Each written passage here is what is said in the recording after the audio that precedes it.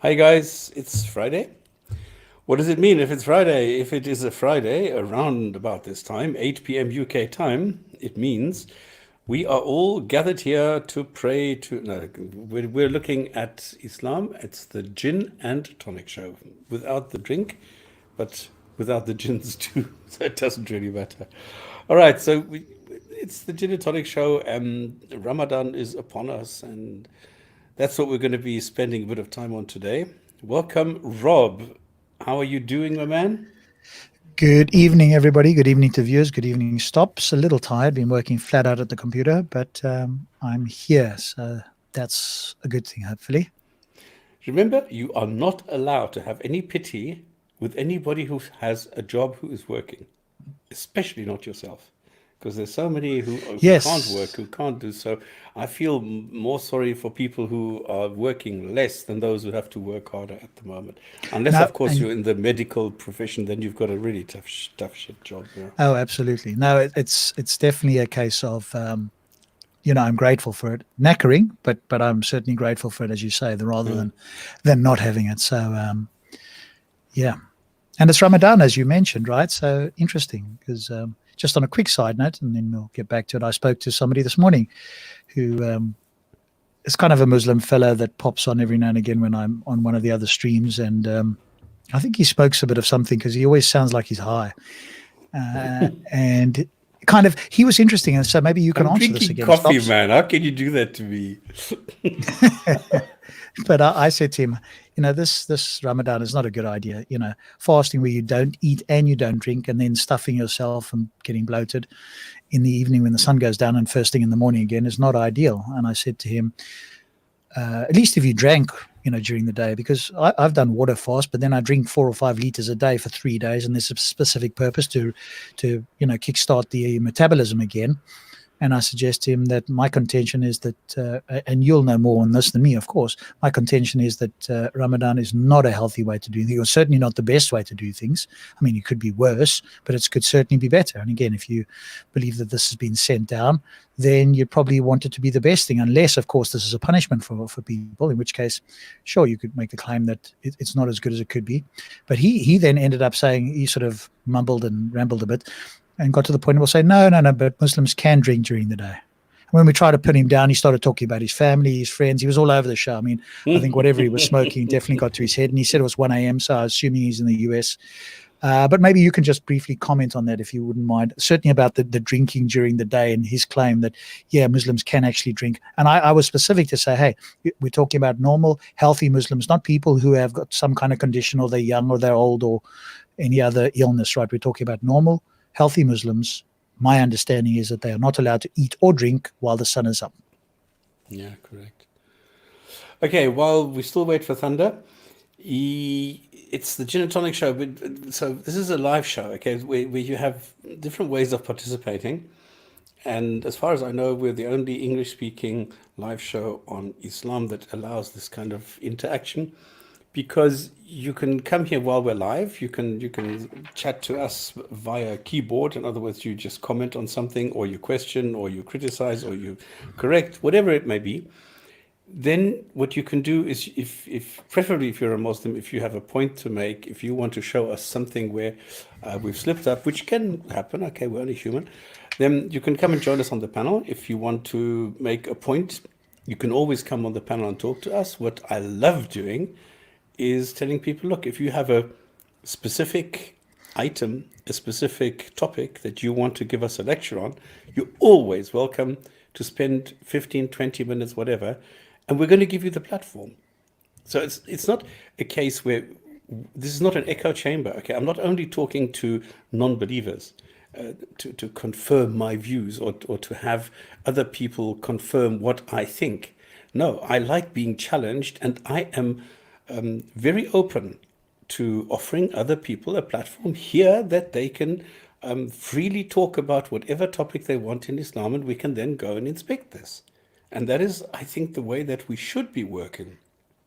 Instead of just blocking people, instead of telling, like I'm in a Muslim group on Facebook, and every second time I make a comment, somebody says, why are you here anyway? I think we need to block you. Admins, can you please block this guy? Just because I am not swallowing everything, just because I am critical, I am a skeptic, and I am somebody who goes and looks at the contents, what somebody is trying to sell me. And if I do that, I'm being told, well, what are you doing here anyway? We need to block you. This is the knee-jerk reaction that people have. And here it's the other way around. Here it's, no, come here, tell us what you think, we'll go and look at it. All right, so we address Islam, we don't attack, and we definitely are not going to attack individual Muslims. It's not that we, and I'm speaking for everybody here, hate Muslims. We don't. We hate very bad ideas in an ideology. So if somebody tells me my ideology is all about slavery, about misogyny, about violence, then I will tell them, listen, I do not like it. And that is all that we're doing. We're looking at in what way is Islam, well, what kind of ideas does Islam have? And we are not shy to point out the good. We've done that. So we use facts, reality, and reasoning. We categorically condemn any kind of abuse, oppression, misogyny, slavery, violence, anything like that. So we do not condone it. Even incest, and I think I can speak for everybody, we also do not condone incest. But I think I can speak for everybody when we say we at the same time don't want or don't see any need to criminalize it. And this is a huge difference. Not condoning something and not criminalizing something are very different things. I think this is something that Muslims, or most Muslims anyway, don't really understand, because in Islam you have incest built in. Because you are allowed to have sex with your cousins, you are allowed to marry your cousins, have children with them. And that is when it gets bad. And that's why it gets into a bad idea. This is the difference. Okay, we embrace free speech. And if you want to come on, just do so. We'll try and let the Quran speak, and you don't get to pay us. And that is all that I have for the introduction for today. Do you want to add anything, Ram?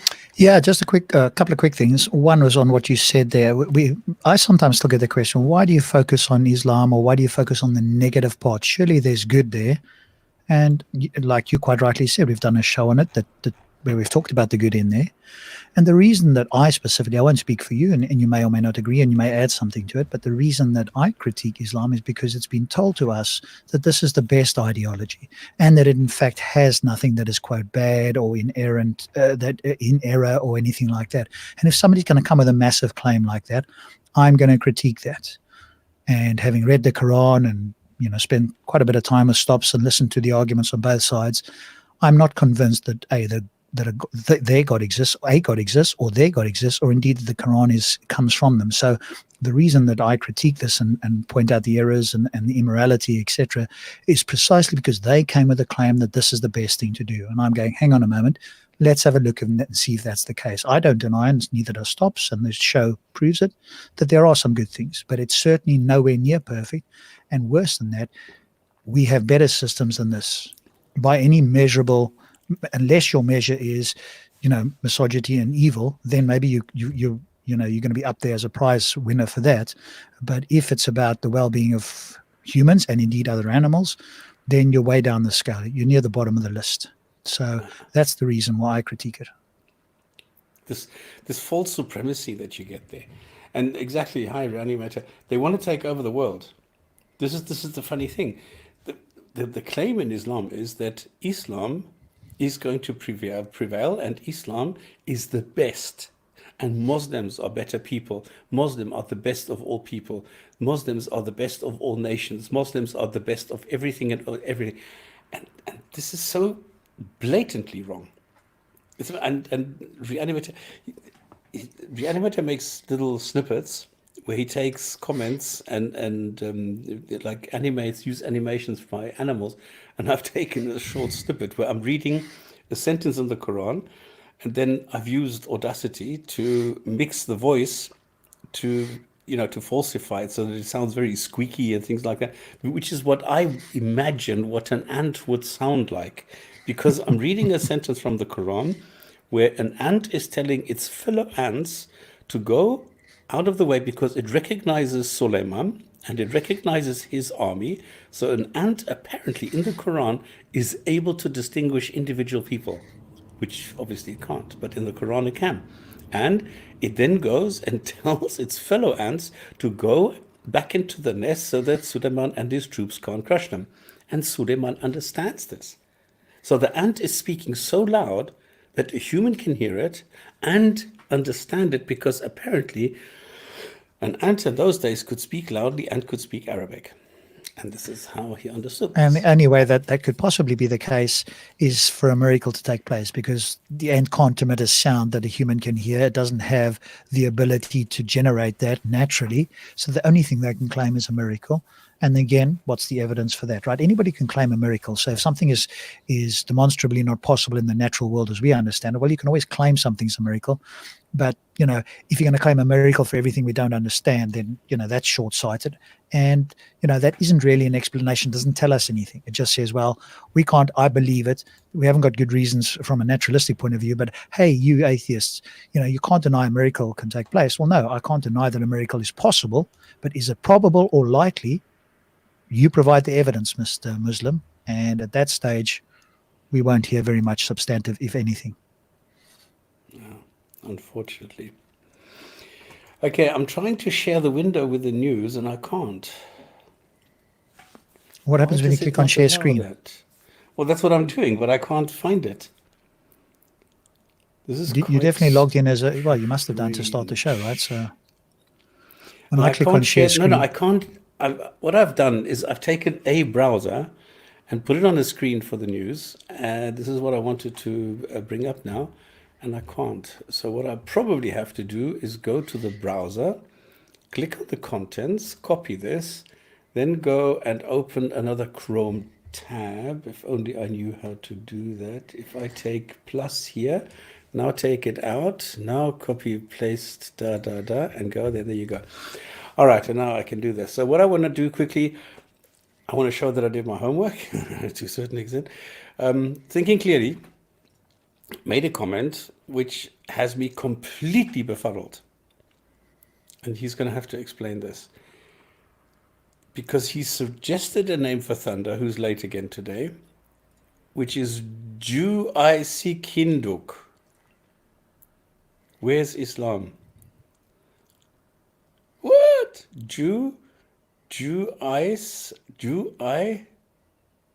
Sik can you post it in the main chats for people to see?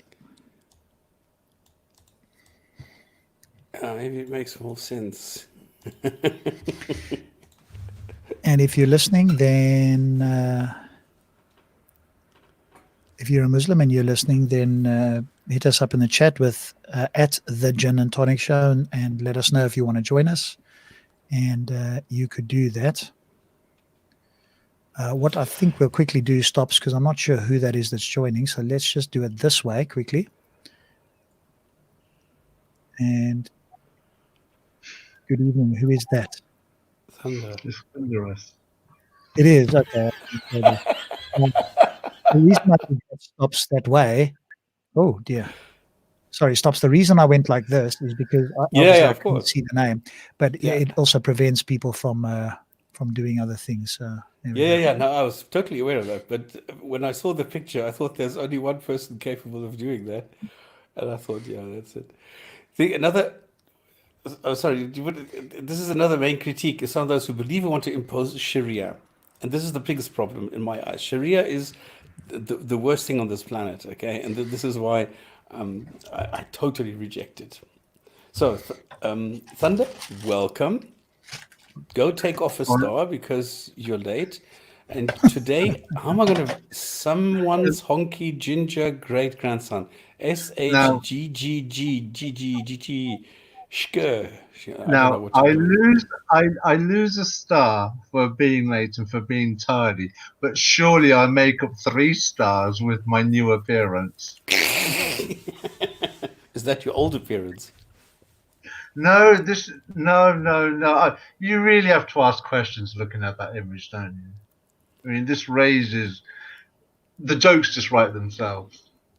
And it is strange. I don't know why it is that there are so many ginger Europeans or whatever, Caucasians or whatever you want to call them, who go and join Islam. I don't know why it's such a high percentage. I mean, gingers are very low percentage in the population, but there's a very high population in Islam. It's quite strange. Maybe it is the lack of critical thinking gene. Not that they're stupid, not that they're not clever or IQ level, but I think critical thinking is separate from that, and maybe that gene is not active in gingers, or not to the level that it should be. I don't know if you guys have noticed this as well, but when you look at, say, the Muslim communities on a whole, whether they're sort of from Africa or from the Middle East or from Pakistan, there is a tendency of men dyeing their hair red or ginger. I don't know if you've ever noticed that, but I certainly have. And I never made the connection until I saw the image of his great-grandson, or his great-great-great-great-grandson. So I'm not suggesting that there is a link, but when you do look at men that have dyed their hair, it's either black or ginger. You know, make of that what you will. Okay, this is something that goes back to the prophetic traditions, where he says, do the opposite of what the Jews and the Christians do. This is why you have Zindani and those people always running around with red beards and things like that. This is just because they want to be different. So here we have what I got it. So what Thinking Clearly says is that the Jews integrate, the Sikhs integrate, the Hindus integrate, and they all integrate into UK. Where is Islam? Because Islam doesn't integrate. Okay, that's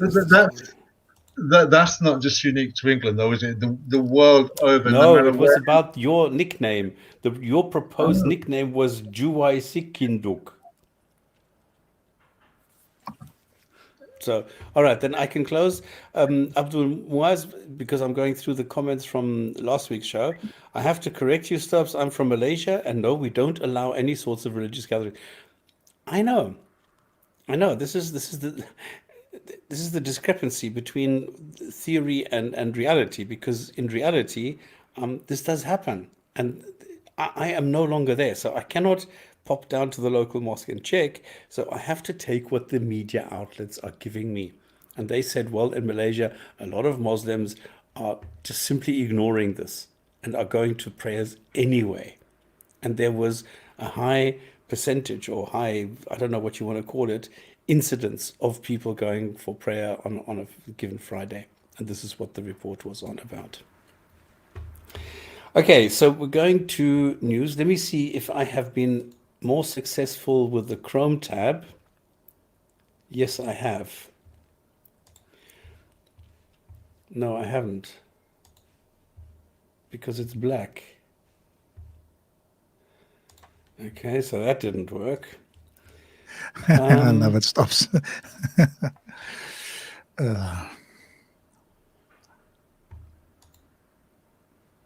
Okay, let me try this one. That works. Does that improve it? Yeah, leave it big full screen like that. Very little. You can just but see what it I a can bit do better. is then I prefer doing it like this.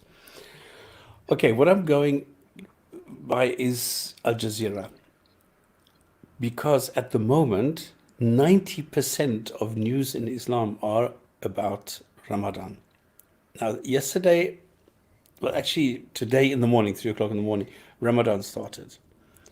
Now, what that means, I don't know how many people are not aware or have not been with the Gin and Tonic show, so I'm just going to quickly explain it. It's the 9th month. It's based on the lunar calendar, where around day 29 of the lunar cycle, people are sent to the eastern borders of KSA, the Kingdom of Saudi Arabia. They climb on the nearest minaret, and then they get walkie-talkies or something, and then they have to report back when they see the moon. If there is no moon to be seen, it means there is no Ramadan. Now, the funny thing is, in a lot of countries, they have observatories, they have very, very modern equipment, but they're not allowed to use it. They are still stuck on this way that was introduced over 1,000 years ago, where somebody climbs up on a minaret and then goes and sees, is there a moon? And they sit up there and da-da-da-da-da. Yep, there's the moon. Alhamdulillah, there's the moon. We can start with Ramadan. We can start the fasting. Now, all these rituals, these ancient superstitions, They're all based in pagan rituals, in pagan understandings, in the way that pagans used to worship. And that is what Islam is using as a basis.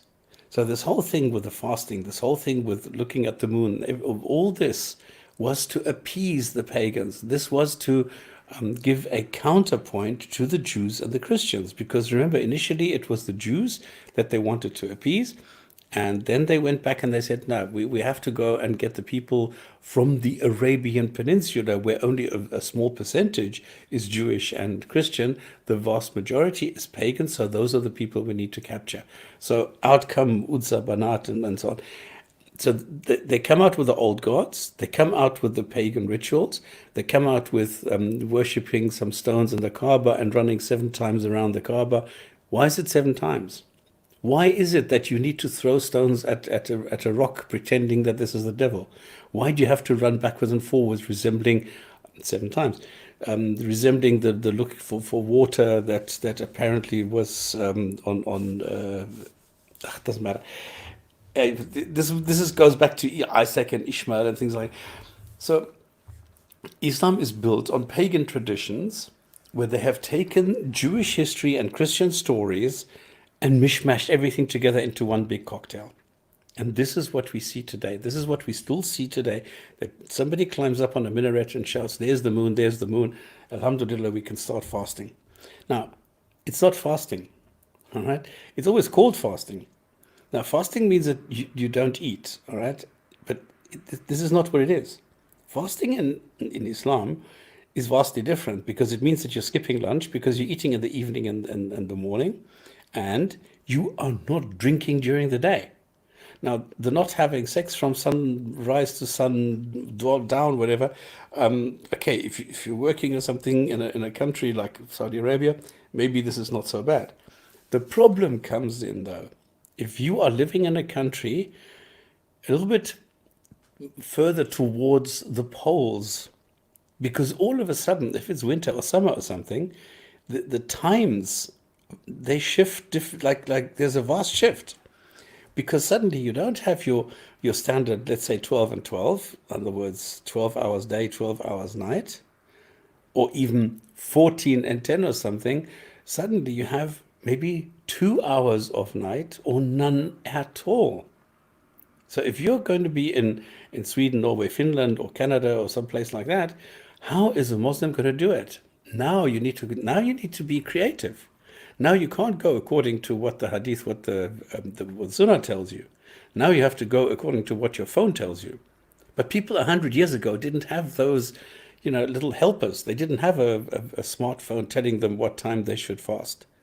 So they really had a tough time. And this shows, once again, Islam is a set of ideas which is geared towards the people of the 7th century in the Arabian Peninsula and nowhere else. And what is also very clear is that they thought it was a flat earth. And that is what we see. We see that earth is flat with a dome over it, protecting it with a firmament, which is supported by invisible pillars, according to the Quran.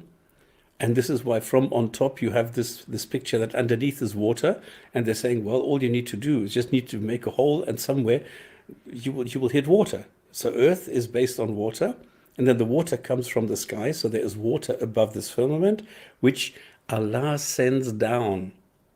And this is why hail is created in the mountains in heaven and then is being brought through the end. And so everything in here is based on the pagan rituals.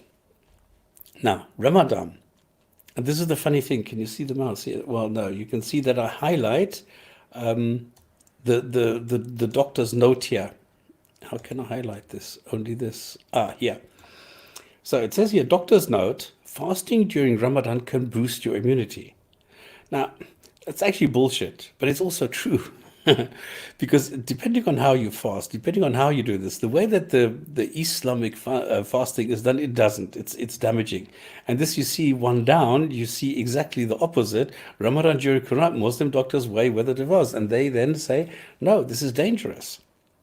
And this is the problem, that some people say Ramadan, the fasting in Ramadan, in other words, not having any water during the day and eating only in the evening and the morning, this is good for you.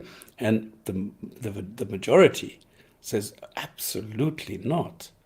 Because this is exactly what Rob has just alluded to. If you go, you don't drink during the day, you don't eat during the day, and then you gorge yourself in the evening. That's not going to work. That's terrible for your metabolism. Because now when the body is getting ready to rest, that is when you're pumping carbohydrates into your body. That's crazy. This is why a lot of people gain a lot of weight during Ramadan. So this is anything but healthy. And now, of course, I mean, okay, in the history of Islam, this is not the first time that there's been some sort of epidemic, whatever. It's one of the first time that it's really affected the whole world with this kind of news coverage. And this is what we see for the first time, that the gods are just hiding because they can't do anything, closing mosques, closing churches, closing temples, closing everything, and humans have to go and fix it. Now, there are still people who are going according to natural things. Oh, you see, 25,000. I wonder what this is, 25,000. This must be Iranian riyals or something. Because if you're looking at dinar, if you're looking at Middle East currency, 25,000, all you need to do is take off a zero, which is 2,500, and double it. So it's 5,000 euro. And I don't think this is 5,000 euro for a kilo of whatever this is, potatoes or something. So this must be some other currency. In Iran, they've got heavy inflation, so this could be. I wonder if Quranists are fasting stops. Well, yes, because it's in the Quran, but apparently not according to our resident Muslim in the chat. Excuse me? There is no fasting in Quran. Might as well title the show Refuting Sunnism. Excuse me? Of course fasting is in the Quran. What the heck are you talking about?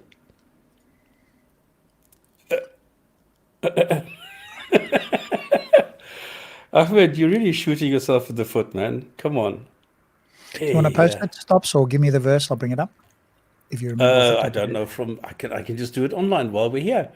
Okay. Let's go news, Middle East, live here. Look for search Quran fasting. Maybe Al Jazeera will give you this.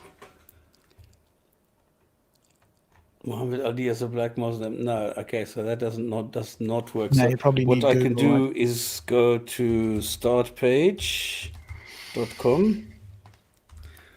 Please note my new very quiet keyboard. I know. It sounds then great. I'll go here. Fasting. You don't use Google, huh? All right. eBay, your first in the life verse for a reason fasting in the Quran. Let's go to Islamicity. That's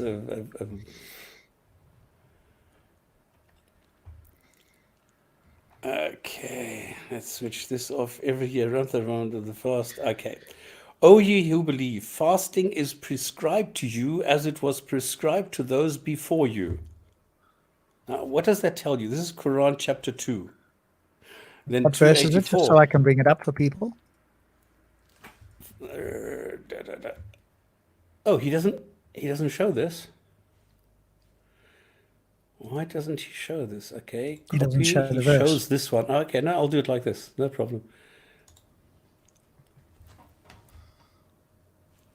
Oops. This site can't be reached. Why not? Okay, now it can. All right. Shelter in. Okay, how can I close this? I can't. Okay, here we have it. Can you read this? Read with me. If I'm Christian Prince, read with me. O ye who believe, fasting is prescribed to you. This is the Quran. 2:183. Islamicity. This is whatever site, and it's 2. Fasting is prescribed to you. I think what Ahmed is probably doing, maybe he's changing fasting to farting or something. And then it definitely does, because what Ahmed is doing is he's taking individual words and changing them. Then 184, fasting for a fixed number of days, but it was ill on a journey, the prescribed number. Okay, so there's two pieces of information here.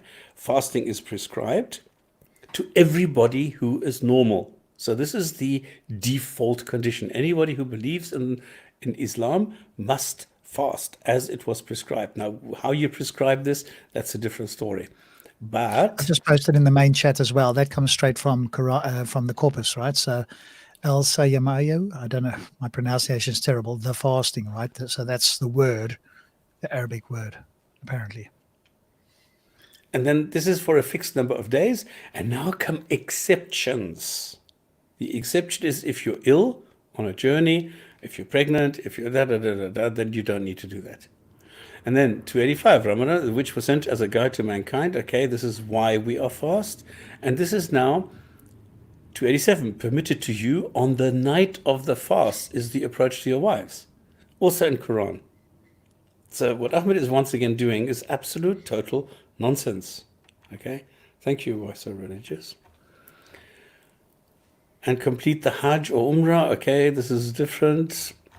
Okay, so total nonsense. Yes, it's in the Quran. Yeah, 283, right? And as you say, then it specifies certain conditions. But I did ask, right? And again, we can hear from other people. Of course, the word doesn't mean fasting. Of course not. The Corpus Quran is wrong, but Muhammad in his magnificence has got it right. Of course, we're just going to accept Muhammad. We're just going to throw out the Corpus Quran. And I just posted the Arabic in there. Of course we are. Because our resident scholar / Muhammad follower who seems to know things better than every other scholar or the corpus is here to enlighten us and makes bold claims and never actually backs them up. So I think we can safely put that aside. It's not just the corpus. But again, let's ask other people. Sorry, Thunderous. The claim from this young Shia fellow I spoke to earlier today was that Muslims are allowed to drink water during Ramadan. My understanding is that you're not permitted to have something pass your lips between sunrise and sunset. Now, I'm not sure if that's in the Quran off the top of my head, but he was like, no, you can drink during the day. Now, he's a bit cagey about whether that includes healthy people. He sort of kept going off on a tangent, and I was very clear. I want to know if that's normal people, not the elderly, the sick, or the young. I'm talking about normal Muslims. And so he rambled a bit, but I take it that they can't do it. So until somebody shows me otherwise. Okay, here's the sentence in the Quran, and here's the corpus. Oh, you believed is prescribed for you fasting as was prescribed. So this is straight from the Quran, and we can go to the root words here. Oh, you who believed. Yeah, it's prescribed kutiba for you. The fasting, which is the siyamu. So the fasting is prescribed to you, and it's SWM. So what does the root SWM mean? Fasting, fasting, fast, fasting, fasting, fasting, fasting. This is how many times the word fasting is in the Quran. So it appears a lot of times in the Quran. And anybody who then says, well, no, actually it means something completely else, well, I'm sorry, that's bullshit. Yeah, we just don't take that seriously anymore. I think we don't need to spend a lot of time on this. Muhammad's got his own version of Islam where every word means what he wants it to mean, and I think we can safely put that aside. We're going to go with the Corpus Quran. We're not going to go with YouTube, Muhammad. This is the dictionary. This is an Arabic dictionary which says abstained, fasted, and so on and so forth. Yeah. So very, very clear. No two ways about it. Get lost. Don't do this. There's the Orthodox Moor. Maybe he wants to join us. He's somebody who he wanted to talk about natural theology, I think it was, or something to that effect, if I remember. But he's somebody we could bring on, right? Again, presumably he would agree, and Orthodox, if you're listening, presumably you agree that the Quran does talk about fasting, and that also fasting means, or you can tell me whether you agree, whether fasting means not drinking or eating between sunrise and sunset. Because young Muhammad in Veli's channel suggested, no, adult healthy Muslims can in fact drink during the day because everybody can do what they want, apparently, according to Muhammad. But then again, I don't take that seriously because he was probably smoking something, so I won't take it as a serious point. And I don't mean that, but he just normally comes across as like he doesn't really know much, and he's a little bit high. So anyway. Okay, let's go to the next segment, the Quran. So we don't need to spend more time on the news, right? No. So next segment is the Quran. We're just going to zip through some sentences. If anybody wants to comment, Oh, we're on go chapter ahead. 5 already. Jeez, like And we finished chapter 4. We did everything here. Yeah, because you were not there, I didn't see it. Yes, I missed that. So I've started chapter 5, and let me tell you, this was more difficult. There is so much absolute, total nonsense in there that I had a really, really tough time somehow making sense and understanding, and then trying to bring this, into a more condensed form. There is so much gibberish in the beginning of chapter 5. It's absolutely amazing. Now, this is one sentence, okay? It says, honor your contracts. And then it says, eat whatever is not prohibited. Now, what does the one have to do with the other? Zilch, nothing, nada, zero. Now, people always tell me, well, what is the context? Well, this is the first sentence in chapter 5. What the fuck is the context? Honor your contracts. Well, that's something good. This is good news from the Quran, okay? I'm very clearly saying this is good news. This is something good in the Quran. It says, honor your contracts. Super. And the next sentence says, sorry? But it's not. It's quite a vague, vacuous statement on your contracts. There's nothing, if you like, religious about this. This is just, even without religion, you would do that out of common decency. So there has to be a context to the honor your contracts. But your contract with God, your contract with your fellow Muslims, or is this contract with the kuffar? Which contracts, or is it all contracts, or where's your cutoff point with this? So in the book made clear, and the book easy to understand, the book that was in heaven for all eternity before it came to earth, on your contracts. Okay, now can you help me understand which contracts are we talking about here? Okay, there are only two types of contracts that I know about in the context of Islam. One are, barter, trade, economic contracts, legal contracts, anything made by humans. And then, of course, you have these so-called covenants, these contracts that you make with God, which are ridiculous because they're not contracts, they're not covenants, they're nothing like that, because those are always two-way streets. Whereas here, as soon as you have a covenant or a contract or something with a God, it's a one-way street. There is no interaction. You have no option in negotiating. Either you do or you don't. And here I think this could be anything, and it doesn't really matter. If you think that you have a contract with God, well, then you bloody well go and honor it. Who cares? I mean, if you are deluded and you think you've signed a contract that you now need to, are allowed to marry 4 wives, if this is in the contract which allows you 4 wives and you think that God has signed it, you have signed it, so everything is cool, well, if you act on that, then it's a different story. But you can believe whatever you want to. But in general, if we're talking about legal, economic, or whatever contracts, then I think it's a good thing to honor them. But you don't need a God to tell you that, though, do you? No. But I'm really doing my best to find something positive in Islam. So people cannot say that I only look and try. I'm not, I'm not cherry picking for the bad parts. We're going through every single sentence, and if I see something good, I'll point it out. But it's not helping me much when we're stating the obvious.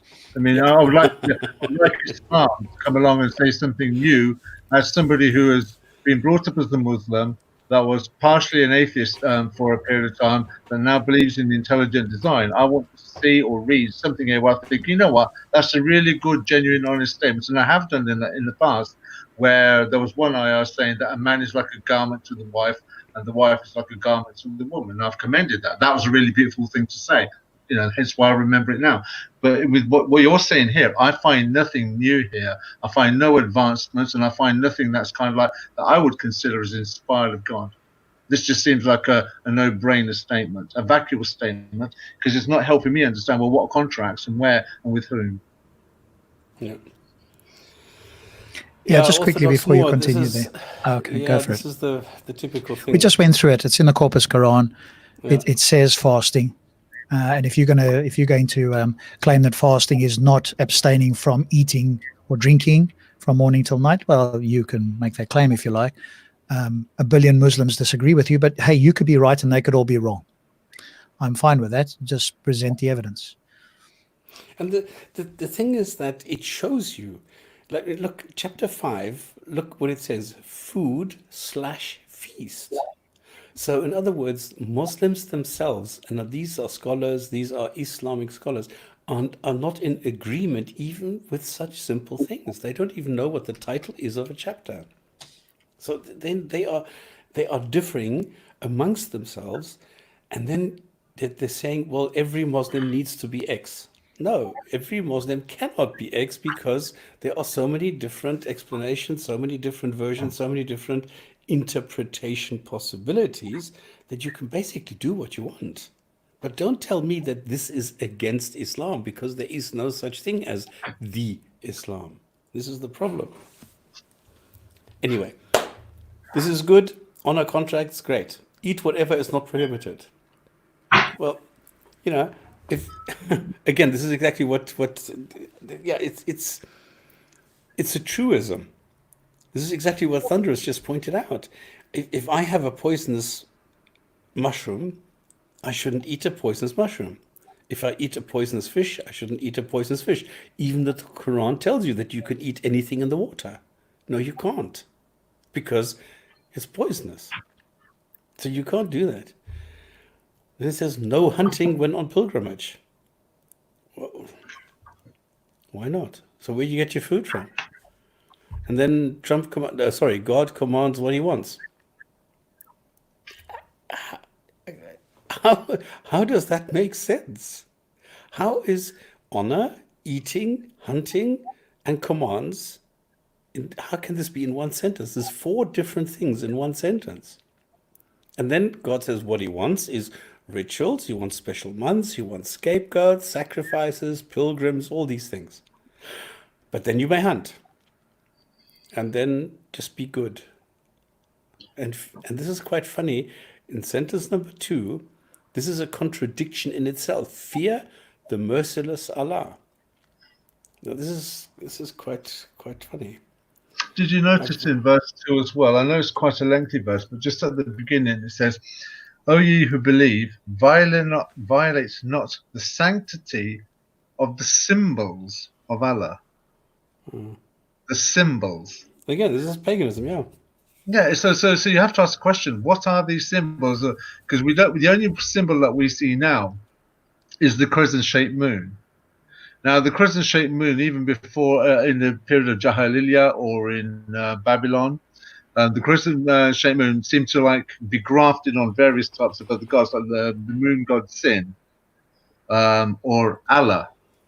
There's even a passage in a certain holy book that talks about camels with crescent-shaped ornaments hanging from their neck. So to suggest that Allah is not a pagan god of the past would be to be totally ignorant, because here we've got a verse saying the symbols of Allah. Now it says symbols, that's plural, and I'm using 2 translations here, one of them being the Yusuf Ali. So if the crescent-shaped moon is one of them, and we see them on flags and we see them on mosques at the top of the minarets and such, what were the other symbols? Where are they, and why don't we see them now? There has to be a reason why that is, because these are the symbols of Allah. If you're going to make a big deal about the 99 names of Allah, which we all know are not names, they're just qualities, if you can call them that, where are the symbols, what were they, and why don't we see them now?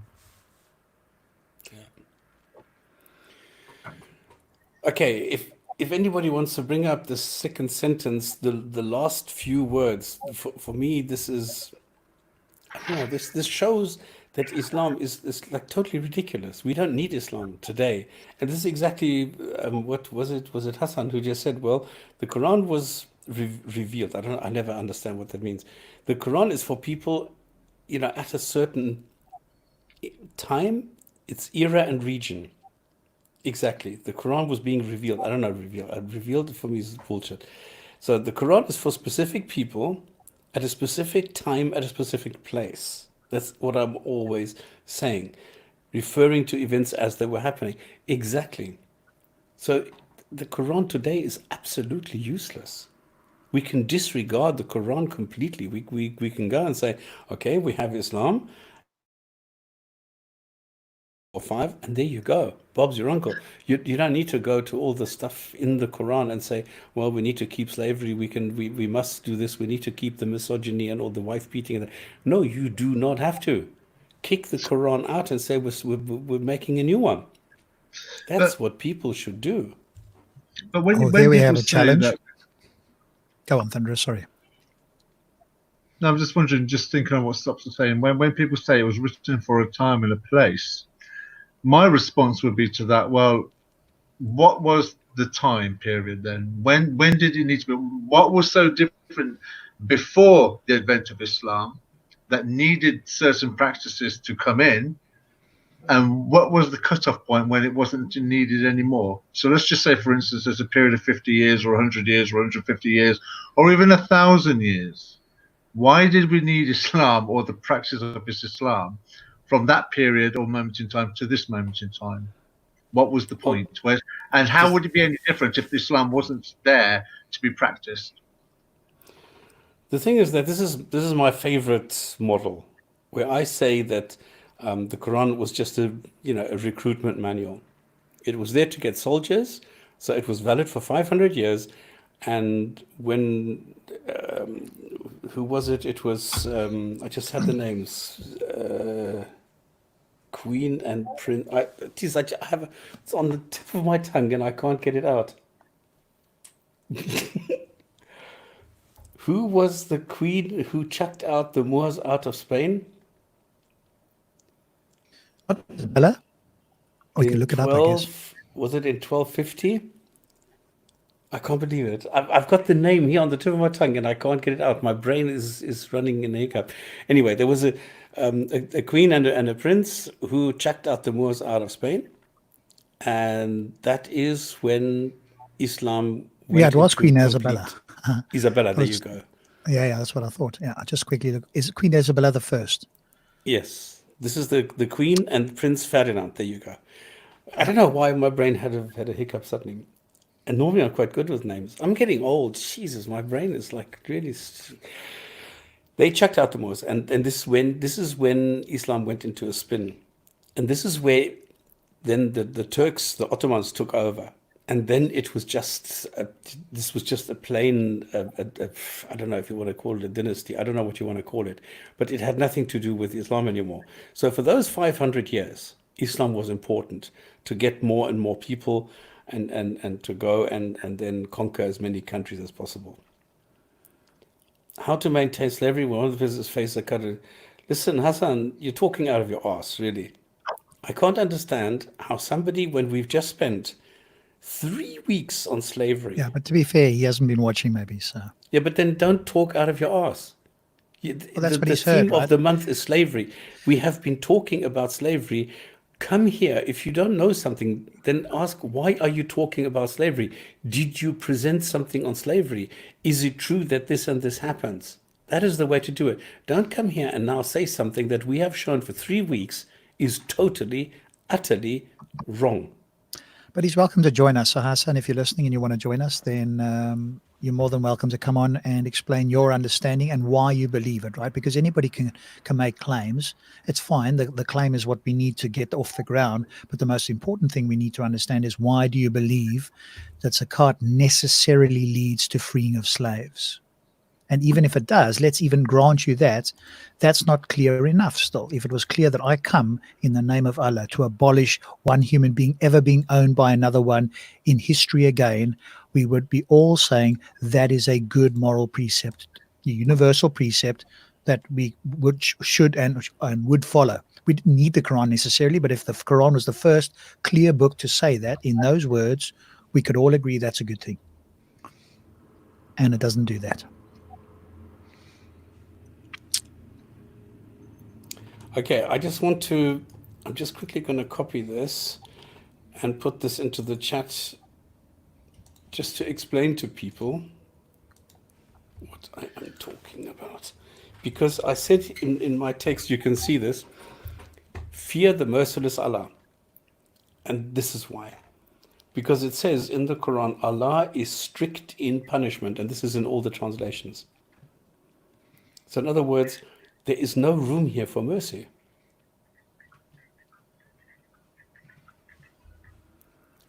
Okay, so we have God. I need to change. This was a joke. Trump commands what he wants. This has to be God commands what he wants. But this is like Trump. Did you hear now that he actually said, well, I heard that the virus is killed by alcohol and by bleach and by all sorts of, so drink the stuff. Seriously. That's very He dangerous. said we need to investigate this. That's very dangerous. And that might be the case in the sense of on a surface, but you don't ingest it as a human to do that. And he says we need to investigate the possibility of injecting it. Can you believe this is how stupid he is? This is how utterly, ridiculously stupid this guy is. And the thing is, he came out with this chloride saying, what was it, something or other, and people were actually taking this stuff and died from this. Because he is standing on the microphone saying, take it, what do you have to lose? What an idiot.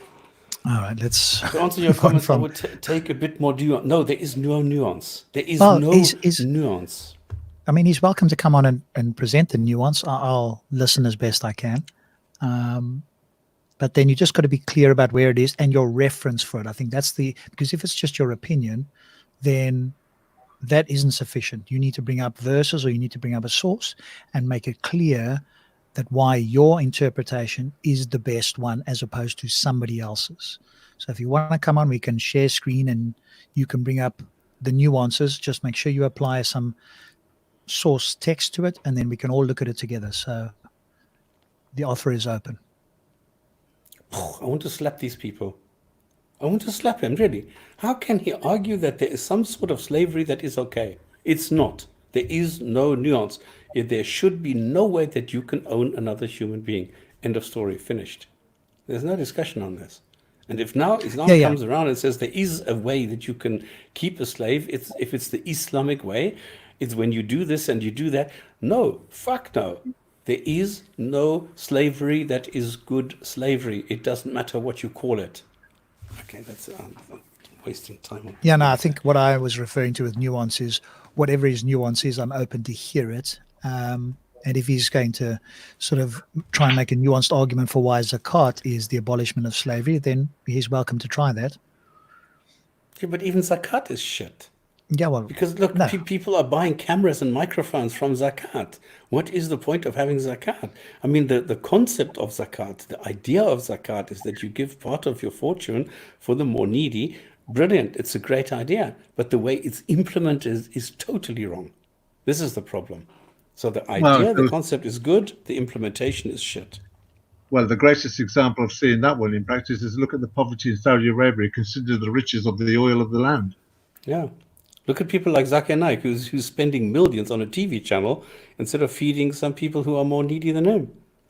Yeah, but I mean, Muslims are just going to claim that he's a bad Muslim in that respect, right? So until they need to quote him, and they're on YouTube. That might be the case. Yeah.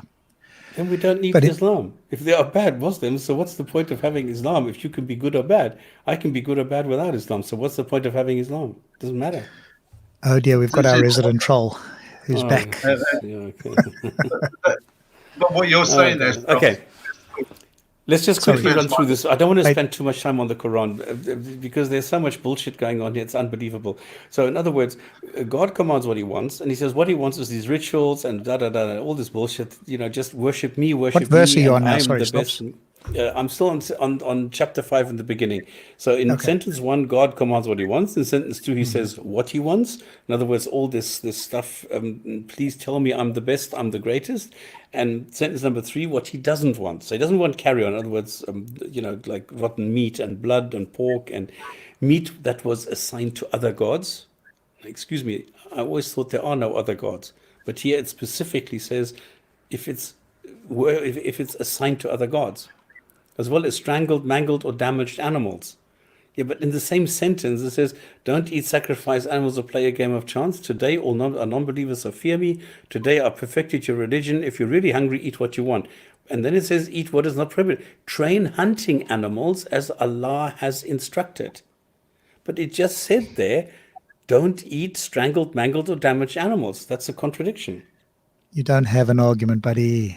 I know you keep bringing up the thing. I've explained this to you on Valley's channel. Maybe it's gone over your head, but again, I can do it again for the lack of the audience. But you can join us on Discord later, and I'll do it again for you. And then don't come back and say I haven't done it directly to you. So I'll give you the Discord link at the end of this, and you can come on. You listen. You don't even have to talk, and I'll speak directly to you. But I don't want to take up time educating you again on the moral system of atheists, or of me as an atheist.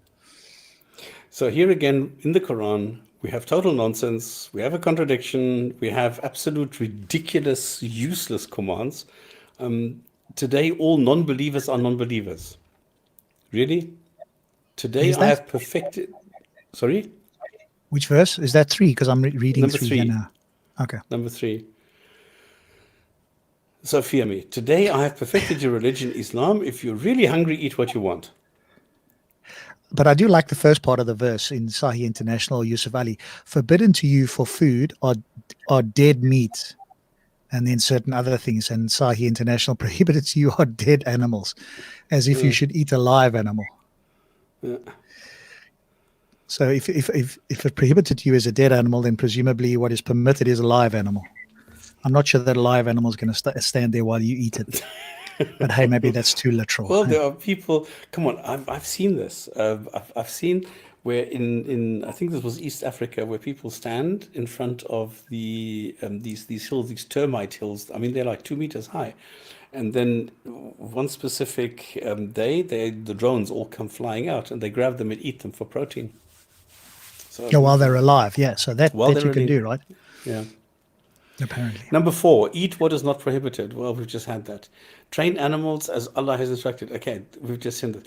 Now, I've highlighted here that Allah, I mean, this is one sentence. Train hunting animals as Allah has instructed. When these kill another animal, mention the name of Allah. Fear this Allah. Allah gets it. Now, in one sentence, you have Allah 4 times.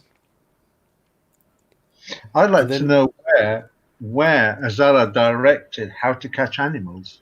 Where is the direction? You see, this is the question that I'm asking after this. What instructions? And mention the name of Allah. What name are you supposed to mention? There is no name for Allah. Allah is just God. So there's no name. It's not Jehovah. It's not Yahweh. It's not one of the other names that different gods have. This one doesn't have a name. It's just God. It's like mentioning the name of your cat when the name of the cat is cat. So there's no name. I think there's a credible argument on this one where Allah is the name, because Allah was used as the name pre-Mohammedan times, but Allah has become the generic term for the word translated now or used to mean God as a generic title for God, because they've recognized that, as you've just pointed out there, that the Hebrew God actually had a real name, Yahweh or Jehovah, and that name does not appear in the Quran, so they have to try and sort of like, by hook or by crook, try and use their rhetorical devices and their arguments about what words mean, and try and find some kind of sophistry to justify why the name Allah isn't the name. It actually just means God, because they've got a problem with the name of God in other texts. But when it looks here, when Muhammad was revealing it, I would argue and say, because of Muhammad's ignorance and because the Jews and the Christians had actually, out of tradition, stopped using the name Jehovah and Yahweh then anyway. That's a historical fact. So coming back to this, Muhammad didn't realize. So he was using Allah as the name because that's the name of the moon god pre-Muhammadan times. So you're saying this like Pharaoh? Absolutely. Okay, number 5. Okay, this one's a real mess. I mean, if anybody wants to go ahead and read this and tell me if I'm right or wrong, I have no idea. This is what I make this to be is not prohibited, is lawful food, and lawful food is food allowed for Jews and Christians. But this is totally wrong. And then it says lawful food for Muslims is lawful for Jews and Christians. No, they don't agree. And then it goes female believers and female Jews and Christians. After you paid, being good, not vile, and no lovers. Deny faith and you lose. Now, this is to the best of my knowledge, what sentence number 5 says. Now, this to me is a complete mess, and I would challenge any Muslim to come here and explain to me what these individual elements in this sentence actually are. I have no idea. I'll read it quickly. Just Yusuf Ali. This day are, in brackets, all things good and pure made lawful unto you. Well, what is good and pure, right? That we need to find out. The food of the people of the book is lawful unto you, and yours is lawful unto them. In brackets, lawful unto you in marriage are, in brackets, not only chaste women who are believers, but chaste women among the people of the book, revealed before your time. When you give them their due dowers and desire chastity, not lewdness, nor secret intrigues, if any one rejects faith, fruitless is his work, and in the hereafter he will be in the ranks of those who have lost, in brackets, all spiritual good.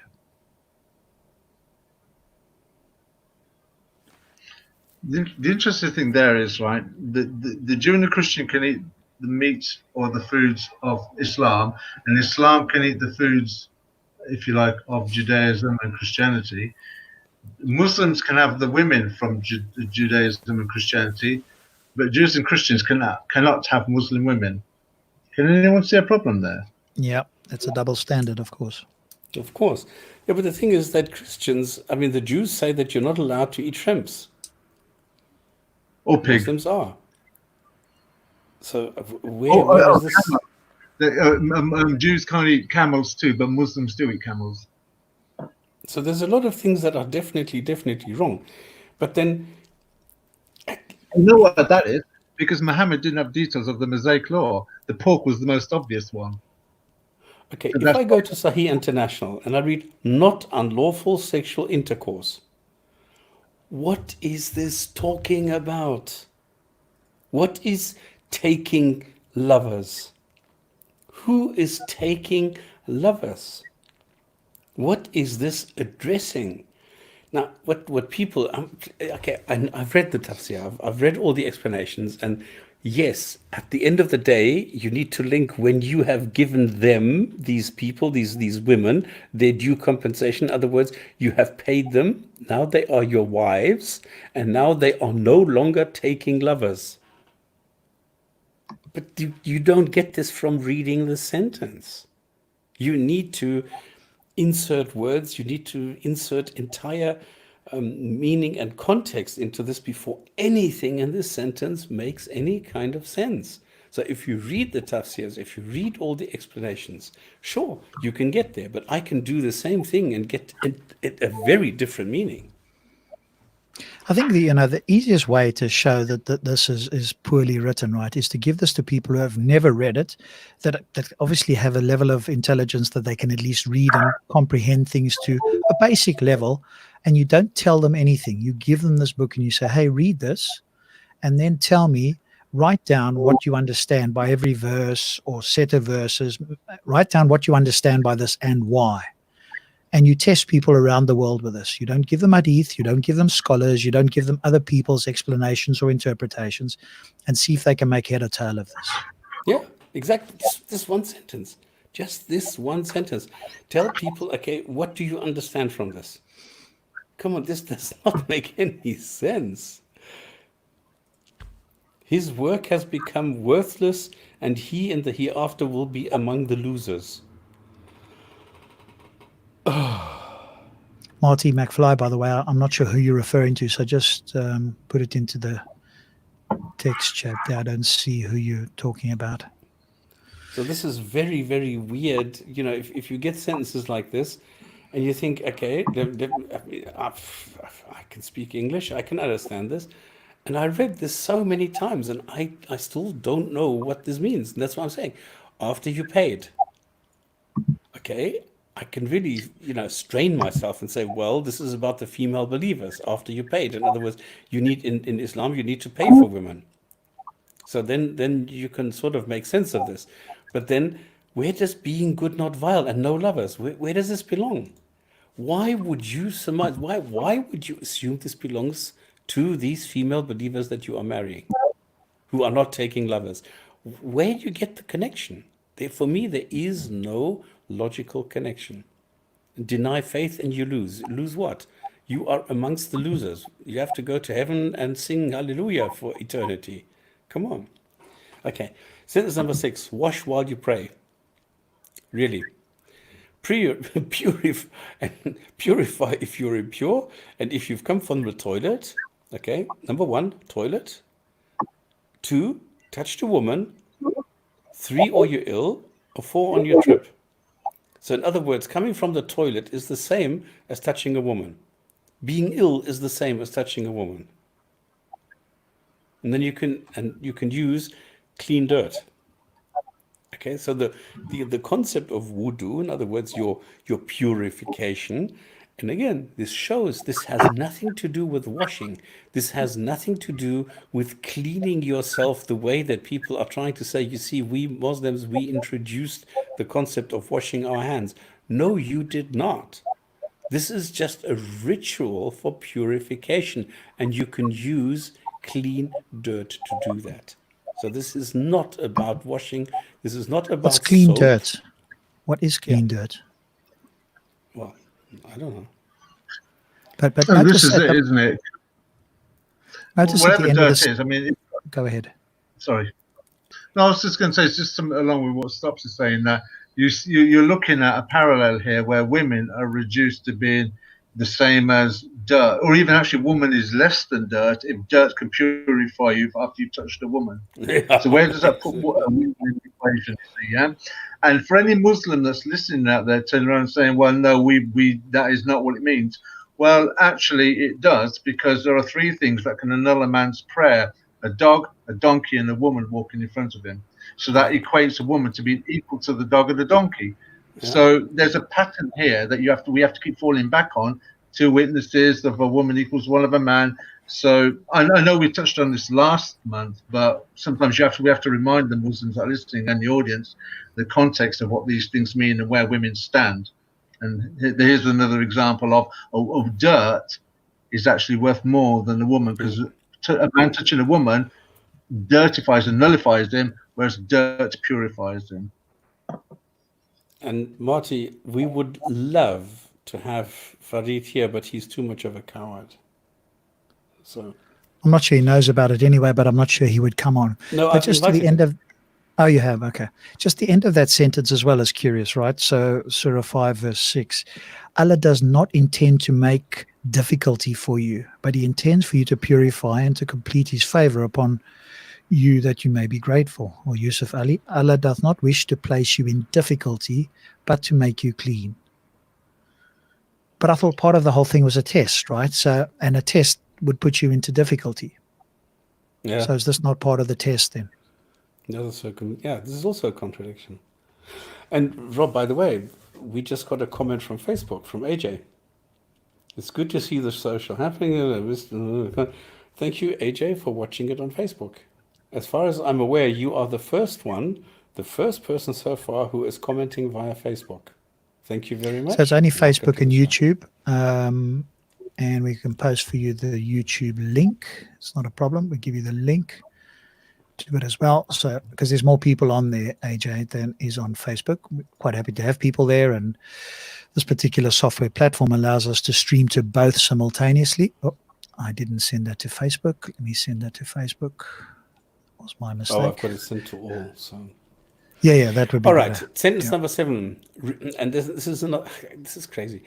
Remember the covenant Allah covenanted with you. Now, this is what it says. I didn't believe this in the beginning when I saw the translation. And I went to the corpus, I went to the word by word, and I saw it uses the same identical word. Remember the covenant Allah covenanted with you. And you said you heard and obeyed. Fear Allah. Now, fear Allah, I mean, we're seeing this all the time now. But really, it says covenanted the covenant. Which translation is that? I can't remember. Ooh. Okay. There's Sorry, several, International. and it's in the word for word. It's I think they all several who do this. Oh, okay. Yeah, because obviously the two translations I have here have translated it differently to try and make it more understandable, presumably. And remember the favor of Allah upon you and his covenant with which he bound you when he said, hear and we obey. Oh, sorry, we hear and we obey. And fear Allah. Indeed, Allah is knowing of what is within the breasts. And Yusuf Ali. And call in remembrance the favor of Allah unto you and his covenant, which he ratified with you when he said, we hear and we obey. And fear Allah, for Allah knoweth well the secrets of your hearts. And in the word for word, you can see that this is wamitakahu, and then it's watakakum. So he bound you is different, of course, than his covenant. But the root word, the WTG, is the same. WTG in both cases. So it's really using this covenant that he covenanted you with. And there's a translation. There's a couple of translations which translate it like that. So anyway, remember the covenant. Number 8, be just witnesses and don't let hatred of others make you unjust. Fear Allah. Again, fear Allah, fear Allah, fear Allah. Believe and do good so you will be forgiven and get a reward. And if you don't believe, you'll burn. Remember, God protected you from hands. Really, that's what it says. There are hands that are trying to undo you, and God protected you from this. Well, I don't know what he protected you from, but he didn't. Then Allah threatened some Jews. The Jews ignored this, so forgive them. Okay, Christians will be told what they did wrong at some stage at the final reckoning, and why there is hatred among them. Okay, we don't know today why we have. Muhammad will explain and forgive the transgressions. Muhammad will explain and forgive. So Muhammad can forgive the transgressions by Jews and Christians. And you got a book. There you go. Which serves as a guide. And disbelievers, the son of Mary is a god. Really? Who can stop Allah from destroying the Messiah, his mother, and everything on earth? Like, nobody can stop you from doing that. He creates what he wants, well, except for a son, because in 601 it says, how can he have a son when he has no consort? And in 39, there's a contradiction, because it says clearly states that God could have taken himself a son had he wanted to do so. So there's several, contradictions here. And then in 18 it says Jews and Christians say they are God's children. Nope, they're not. So again, Jews and Christians are being denigrated here because the Islamic God says, I am the God. You are nowhere near this. And the messenger came to you to explain things. Well, didn't. 20 says Moses told you that and vouchsafed unto you that which he vouchsafed not to anyone. I don't know what that means. Really. I don't know what this means. And then this is a funny thing. Sentence 21 says Israel gets their holy land. Now, we've seen in the past that Muhammad says, there's an entire section in the Sunnah which says Jews need to get driven out of the Arabian Peninsula. There's a whole section on this. And here in the Quran it says Israel gets the holy land. So there's a bit of a conflict here between Muhammad and his God. So they get their holy land, but they were scared of people who lived there. And it really, this is like somebody tells you a story. So, sorry, Israel go and there's a land waiting for you there. And the Israelites say, no, but we're scared. We can't go there because there are people who are living there. And God says to them, no, ignore the fear. Just walk right in. And they still say, no, we're scared. No, you go and fight. So Moses gave it up. And then God says, well, you stupid fools, and you will wander around for 40 years. So this is the story. And this was the Quran segment. My goodness. This is really difficult. Let me tell you, if somebody wants to help out and translate the Quran and give us a condensed version, feel free to do so. Because I really think this is tough. Yeah, let's move on. We've still got Hassan. He's welcome to join us and explain why slavery was phased out under Islam. in some No, please don't. I mean, come less on, than we've spent so much time straightforward talking way. about why it's not. And now to go and start everything from scratch, nah. Go and watch the other the 2 episodes and you'll see it. Because now to start like in the beginning, no, there was no slavery, and then we have to go to the beginning. And please note, I don't know how many pages did this essay have last time, or this collection? Do you remember? Because I can't remember. Because now it's Lots. nearly 100. I can't 100 remember, but pages. lots. So now I'm now up to nearly 100 pages because I'm still finding material. But Rob, I don't want to do this for 2 months. I mean, this is so sad. So what we've done is we've looked at the topic of slavery.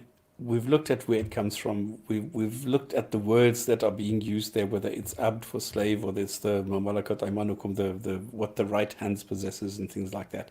We've looked at where they appear in the Quran, in what context. We've looked at how you can interpret this, and then we've compared this to reality. We've looked at history, how this works, and how the slave trade developed in West Africa, where the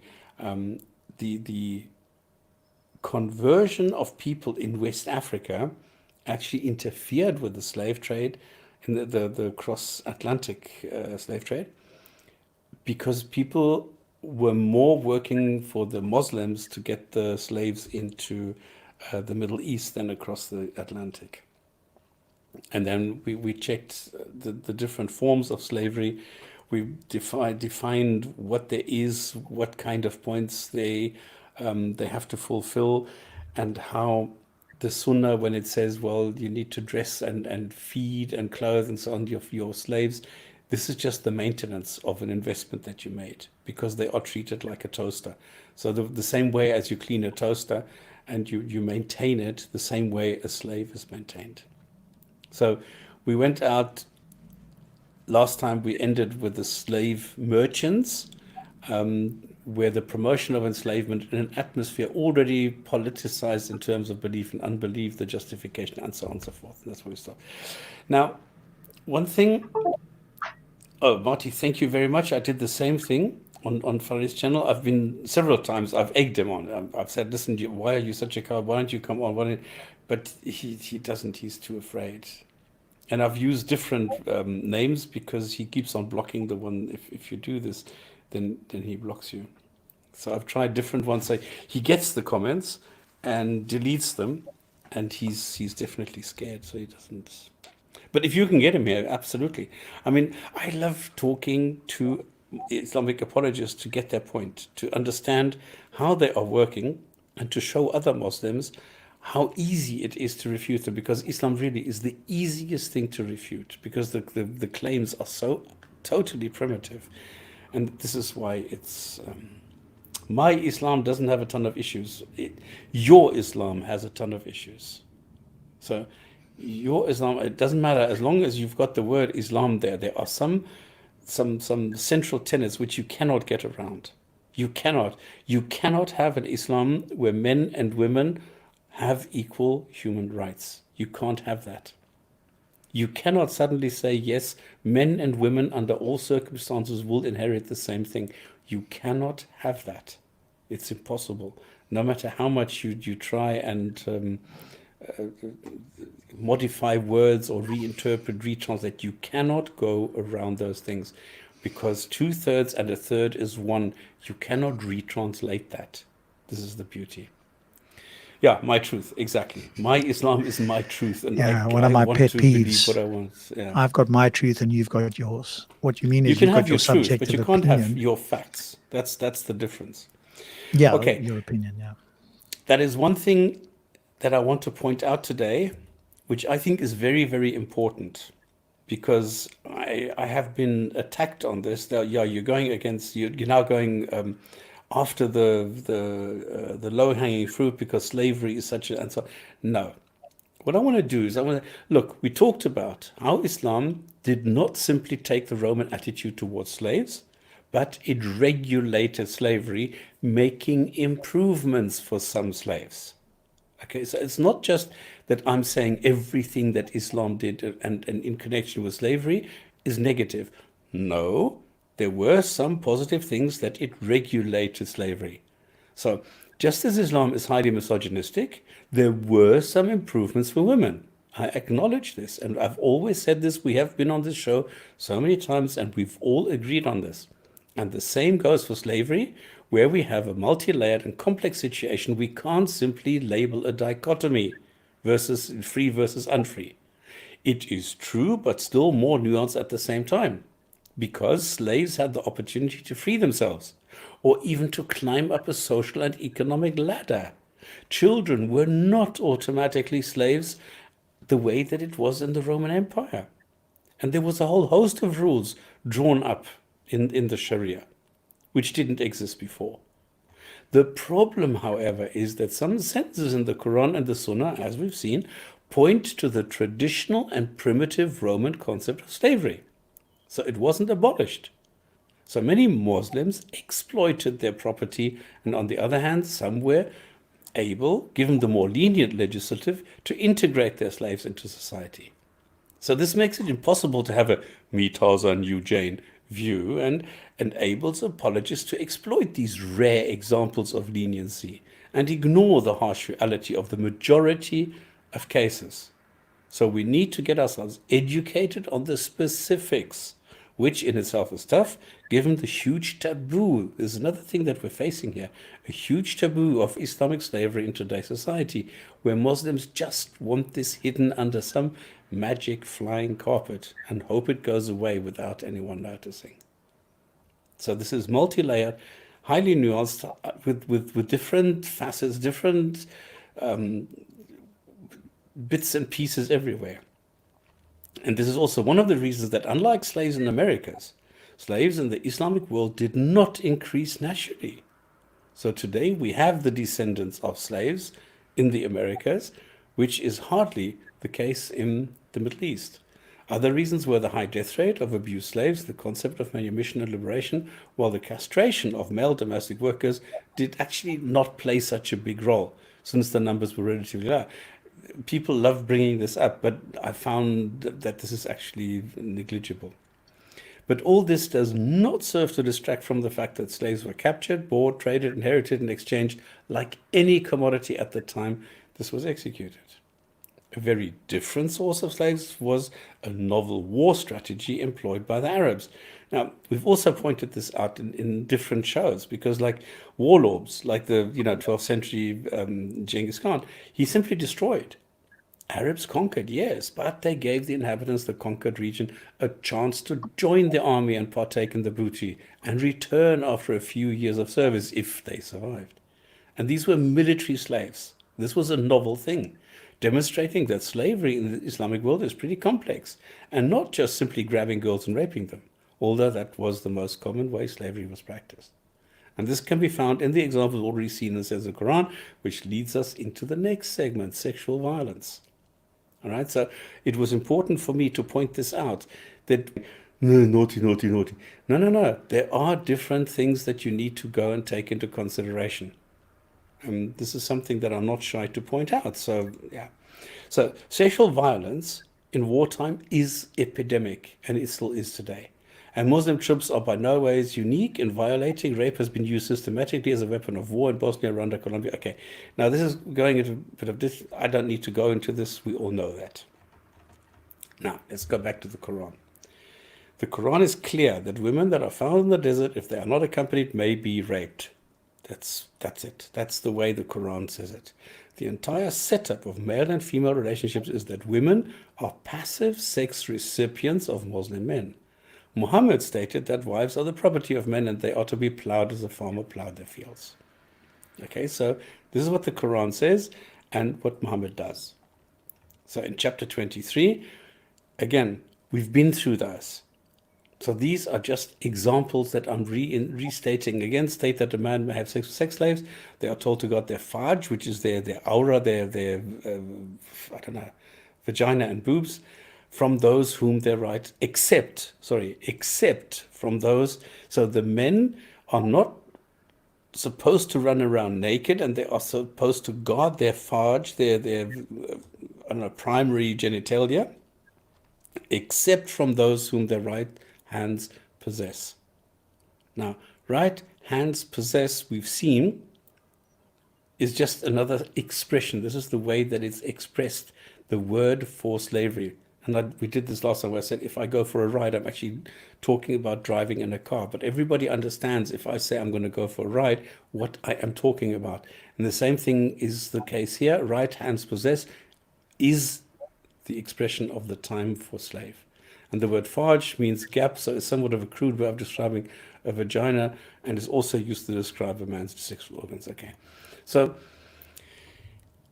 if we go to Maududi, it says 2 categories of women have been excluded from the general command of guarding the private parts: wives and women who are legally in one's, not oaths, one's possession. Slave girls. Thus, the verse clearly lays down the law that one is allowed to have sexual relations and so on and so forth. And this is what Maududi says, and he argues from Anisa to prove and so on and so forth. So he uses the Quran to very clearly explain, yes, you are allowed to have sex slaves. There are many sentences in the Quran we say you can only have wives, but you can also do this with sex slaves. And there is no limit to the number of sex slaves that you can keep. And you can swap this around with your buddies so that everybody has fun and take turns with the different girls. And you can also see this in the hadiths. If you want to read this, there's a section in Quranic where you can get this. Muhammad was asked about performing this, and he said, marry them.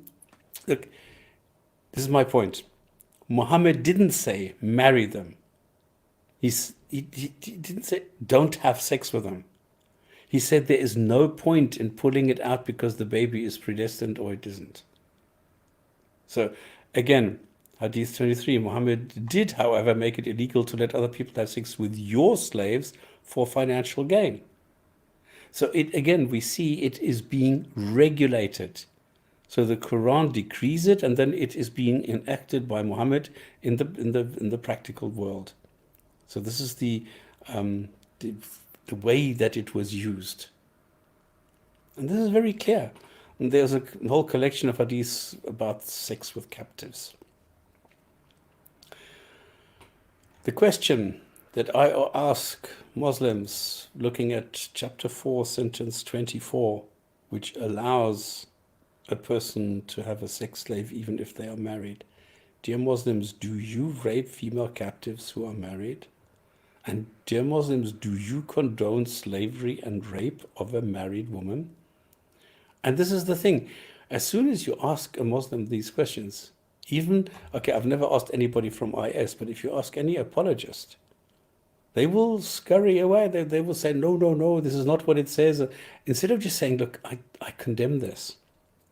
They cannot do it because it's the Quran. And this is the problem. Go, catch 22. Stops, can you...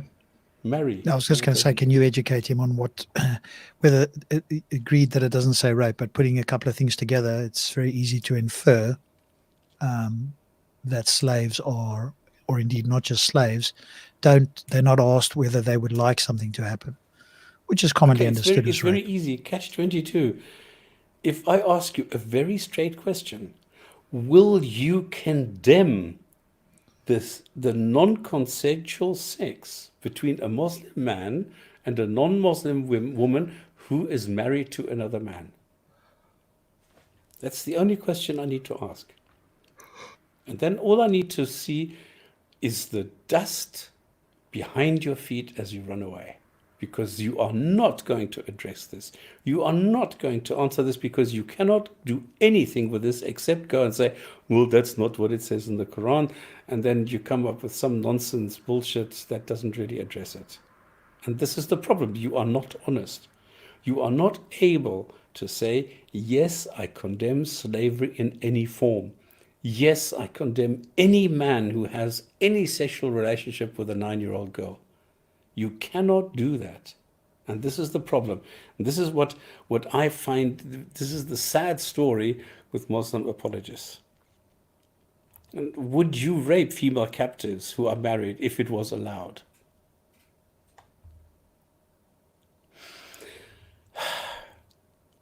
Okay.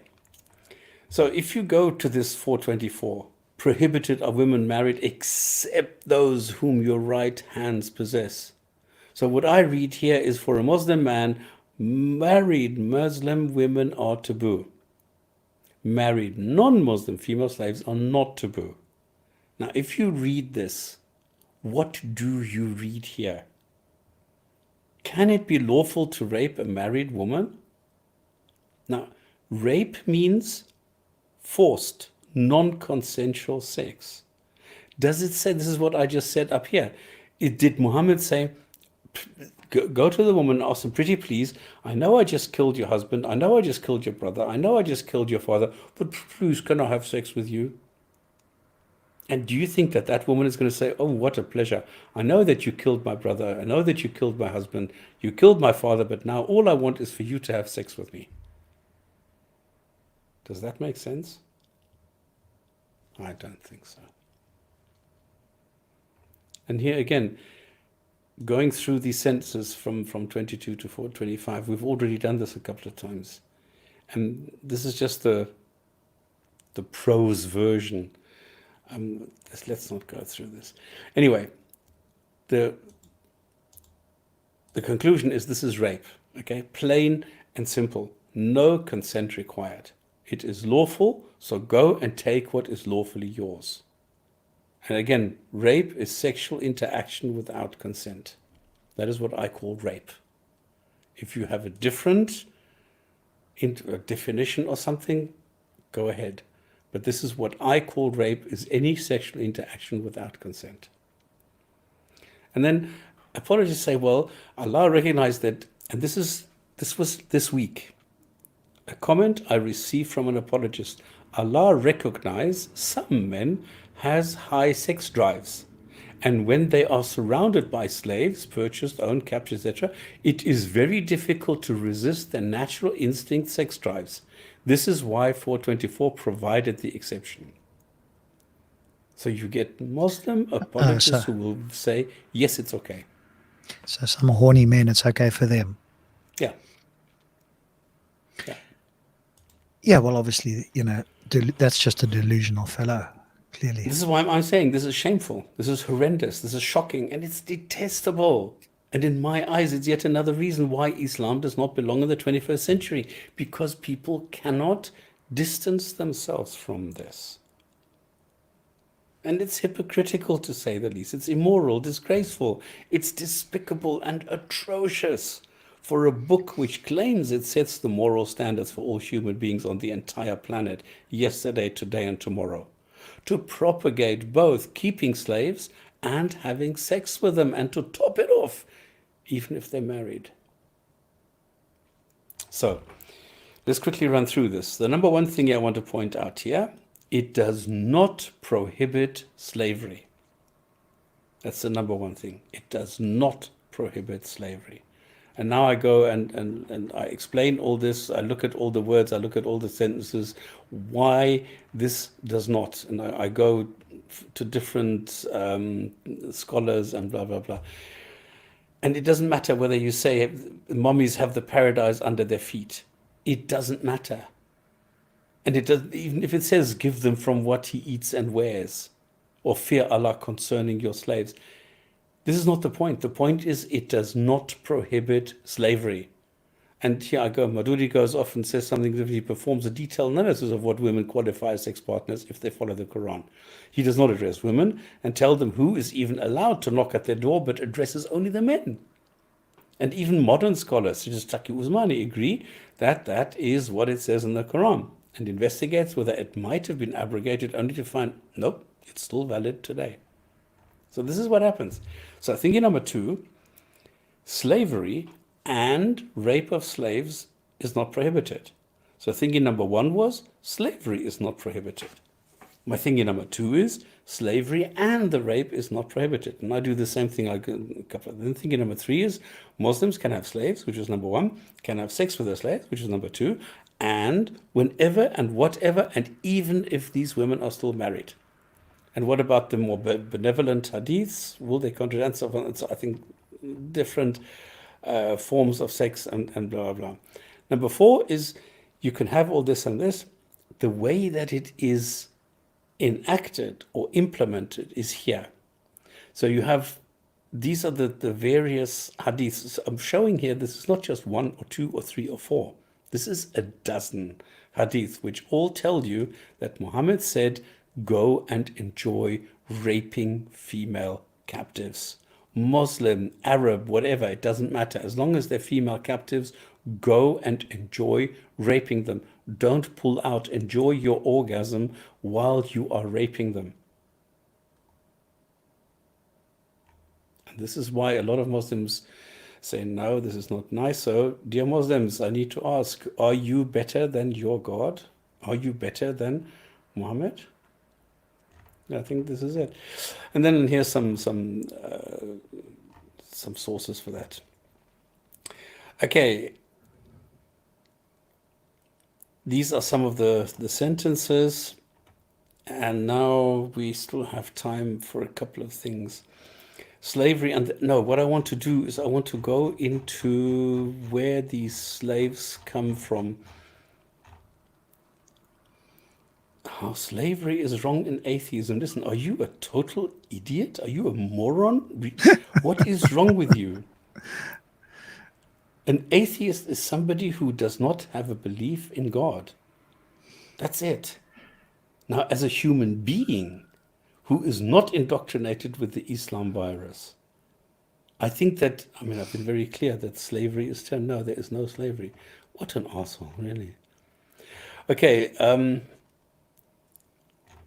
freeing of the neck. Yeah, you see, this is the problem, because we explained last time all the expressions that Islam is using to describe slaves. So it's not only the literal word abd. No, there are different expressions that are being used to make it nice, like your girl or your boy and things like that. I'm looking for, actually it's easier if I just go find, because this is one thing and now I can't find it. What was his, no, it was Livingston. What are you looking for? Livingston. No matches. What is it I'm you're not looking making for? a spelling error. What was it? His name was Livingston. Huh?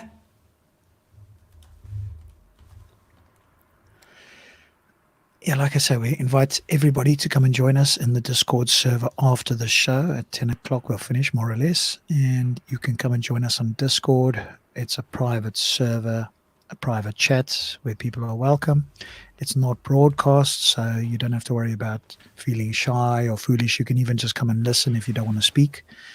And Catch 22, if you're around, you're more than welcome to come along, and we'll educate you once and for all on this whole moral story so that you don't keep making these silly comments and mistakes continually. And okay, there are many pages now where I go and I take a specific sentence in the Quran, and no, Klingshaw is out. I don't know even what I don't even know if he's alive anymore. He went into communism and decided to give everything up, and he deleted everything, so I've lost track. There were times when he came back and I was still in touch with him, but then he totally severed the connection. Okay, is there any sentence in the Quran that says you shouldn't have slaves? No. So it doesn't matter what you look at in the Quran, none of them says this. We have already mentioned newborn children, how this goes, how this works, how people are indoctrinated into slavery. These are all the different sources, how this works. But what is quite funny, that I had one section which it looks like I've deleted it again, because there were some stories. Okay, these are all the sources from the Hadith. What I am missing at the moment is, no, I can't find. There were stories. I'll have to find this again and put this, because this belongs in here. I don't know what happened, why it's gone. Somebody like Livingston was an explorer, and he traveled throughout Africa. And he has stories where he actually bumped into these people. And they left him alone because he was a white bloke.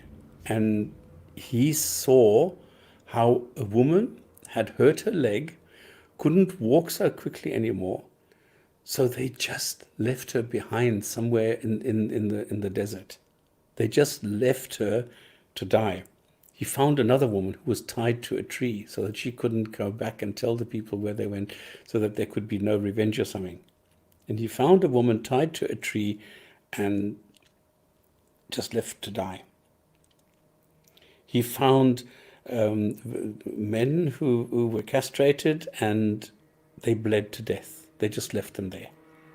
So he found so many dead people because they didn't care about the losses. They just said, okay, we're going to take 100 people from the various villages. And then if somebody was not able to walk 1,000 kilometers, well, he was just left to die. Now, the way that it worked then further north, they said, well, we have now developed bigger, faster ships, and they went all over the Mediterranean. They went to Sicily, for example, and they captured women there. And they just brought them in as slaves because they were not black. They were a bit lighter, but they still looked a little bit like Arabs because they still had dark hair. They still had, this sort of olive tinted skin. So what they went is they went further north. So they went on the east side. They went up to the Slavic states, which is what where the word slave actually come from. So they took slaves from Tajikistan, from all over the show, all the way into Russia, into Poland, and brought them south again into the Middle East. And they went along the Spanish coast, Portugal, up into the UK and past Ireland.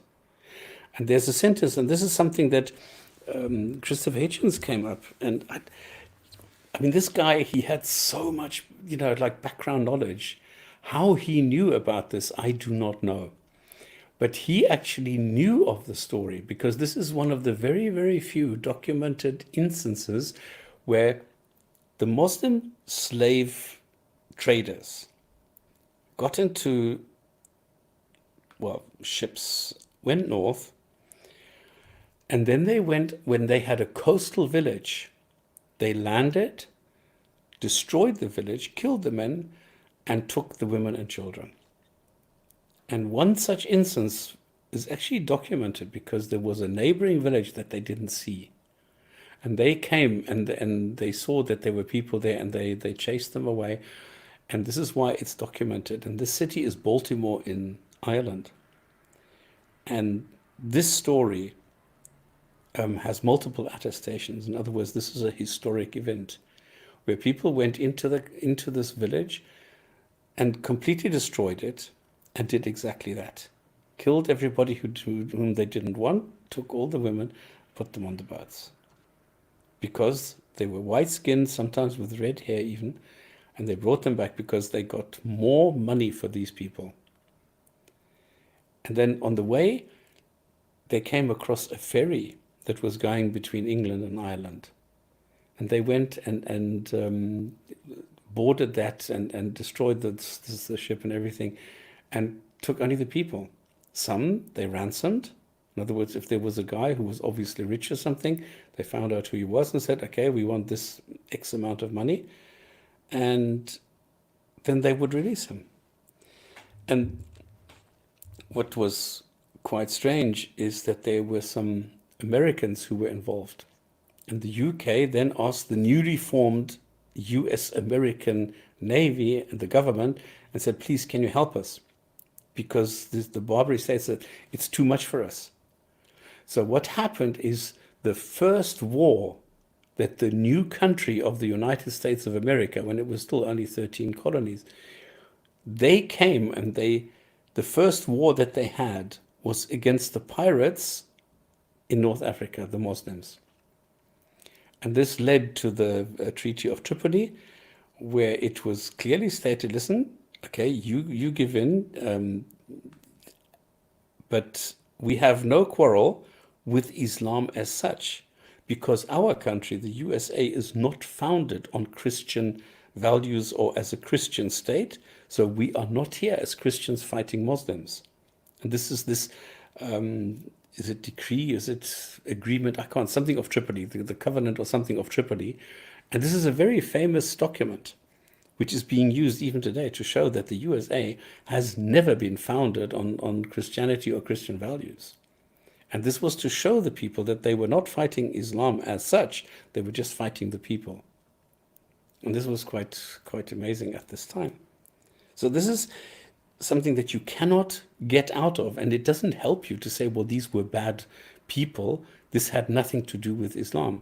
You cannot separate the two. And this is the problem, that the majority of the slave trade in the transatlantic slave trade was men to go as workers. And in the Middle East, the Islamic slave trade, it was women to serve as sex slaves. And this is the difference.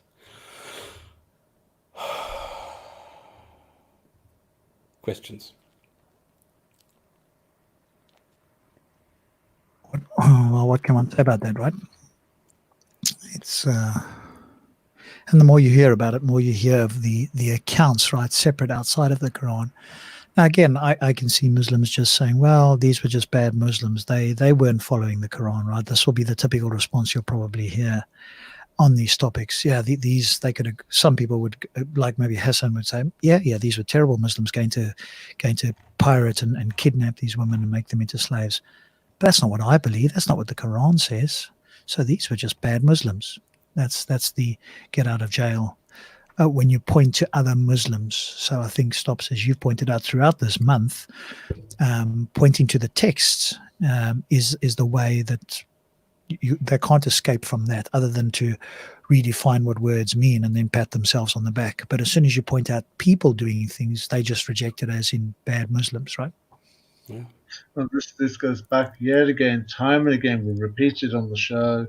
Islam is defined by the Quran and the Hadith, not by the actions of Muslims. But when we look at it historically, the Quran and Hadith has defined and encouraged the actions of Muslims. We've got 1400 years of history that cannot be denied as far as Islam and slavery are concerned. All the Muslims have today is, depending on what location of the world they're living in, is determined by how you infer or interpret, or the rhetorical devices you use to try and, by hook or by crook, reinterpret what the words mean, by using rhetorical devices to suggest one word can have 10 meanings. So it says slave really means friend, buddy, work colleague. So determine whether you're in a pro-Islamic world under the Sharia like Saudi Arabia or United Arab Emirates or Pakistan, you have one version of Islam. And then when you're living in the West and you're like a little lamb living as a minority, then you have another version of Islam, which is pretty much the comments that we get in the show on the side notes tonight. And when we go to Discord, sitting behind keyboards, not face to face, you'll have the words mean this, the words mean that. They mean everything. Because by implication, what they're also saying, Allah is the worst communicator on the planet. Because, you see, I wanted to say this earlier on. You see, Islam has this habit of challenging every other faith that's out there. Yet every other faith does not have a problem with language. When you look at the Hindu religions, they do not have a problem with Sanskrit. And nobody seems to misunderstand what their religion teaches, either in Sanskrit or in the translations of Sanskrit. The same thing can be applied with Judaism and the Hebrew language. The same thing can be applied to Christianity and the Greek language. In fact, there is no language on earth, whether it's pagan or monotheism or whatever, where you have an issue, or even atheism and evolution. No matter what language you translate them in, you understand what is being said. When you come to the religion of Islam, though, it is unique that the best communicator in the book made clear, in the book easy to understand, is anything but. And the problem that people have, that this is something I pointed out last week already. This is exactly what Sandras is just saying. You can, if you try and say, well, it means something different, this is just changing the label. But what happens behind the label cannot be changed. And these are the examples that I bring here, the way that it was actually implemented. You cannot go and say, well, if you say, well, slavery is this and that. Well, here it says, Allah's apostle says, if one manumits his share of a jointly possessed slave and can afford the price of the other shares according to the adequate price of the slave will be completely manumitted. Otherwise, he will be partially manumitted. So you have very clear, very precise rules around the ownership of a slave. So if in front you change the label to employee, behind it you still have these very, very precise rules and regulations regarding the ownership of a person. Then look here at the bottom. There is no zakat either on a horse or a slave belonging to a Muslim. There is no zakat either on a horse or a slave. Now, can you come to me and say, well, it's not actually slave. No, this is employee. Or like if it's a female slave, no, it's like a wife. So there is no zakat either on a horse or a wife belonging to a Muslim? Are you now comparing your wife or semi-wife? Because some people say, well, the female sex slave is like almost like a wife. Well, there is no zakat on her. A zakat is only on objects. And this slave is an object. And that's why it says there is no zakat on a slave, because it is not really that kind of an object. So it regulates it. There is no zakat on a slave belonging to a Muslim, and so on and so forth. So there are so many. The Prophet prohibited the earning of slave girls. And he who has a slave girl and teaches her good manners, improves her education, then marries her, will get a double reward. So here again, you have very clear and precise instructions on what to do with the people that you own. And any slave who observes Allah's right and his master's right will get a double reward. So this is just like what Jesus said, if you obey God, then you will get the reward later on in heaven. This is the same thing what Muhammad says here. So he's saying the same thing as what Jesus says. A pious slave gets a double reward. This is, I think, word for word, what you find in the New Testament. Abu Huraira added, by him in whose hands my soul is but for jihad, hajj, and my duty to serve my mother, I would love to die as a slave. Okay, here, this is more, I think, as a slave for Allah. But there are so many examples. And again, this is like the Old Testament. None of you should flog his wife as he flogs a slave and then have sexual intercourse with her in the last part of the day. Where's that in the Old Testament? Sorry? Where's that in the Old Testament? In the Old Testament, it gives you instructions on how to beat and what you can do with a slave. To give me a reference to that. I'll appreciate it when you do that. I have no idea where it says. I don't know the Bible, so I just know that it says that. I'll appreciate it when you give me the reference. I have no idea what the reference is. I'll have to look that up. So a man from Ansar called Basra said, I married a virgin woman with her veil. When I entered upon her, I found her pregnant.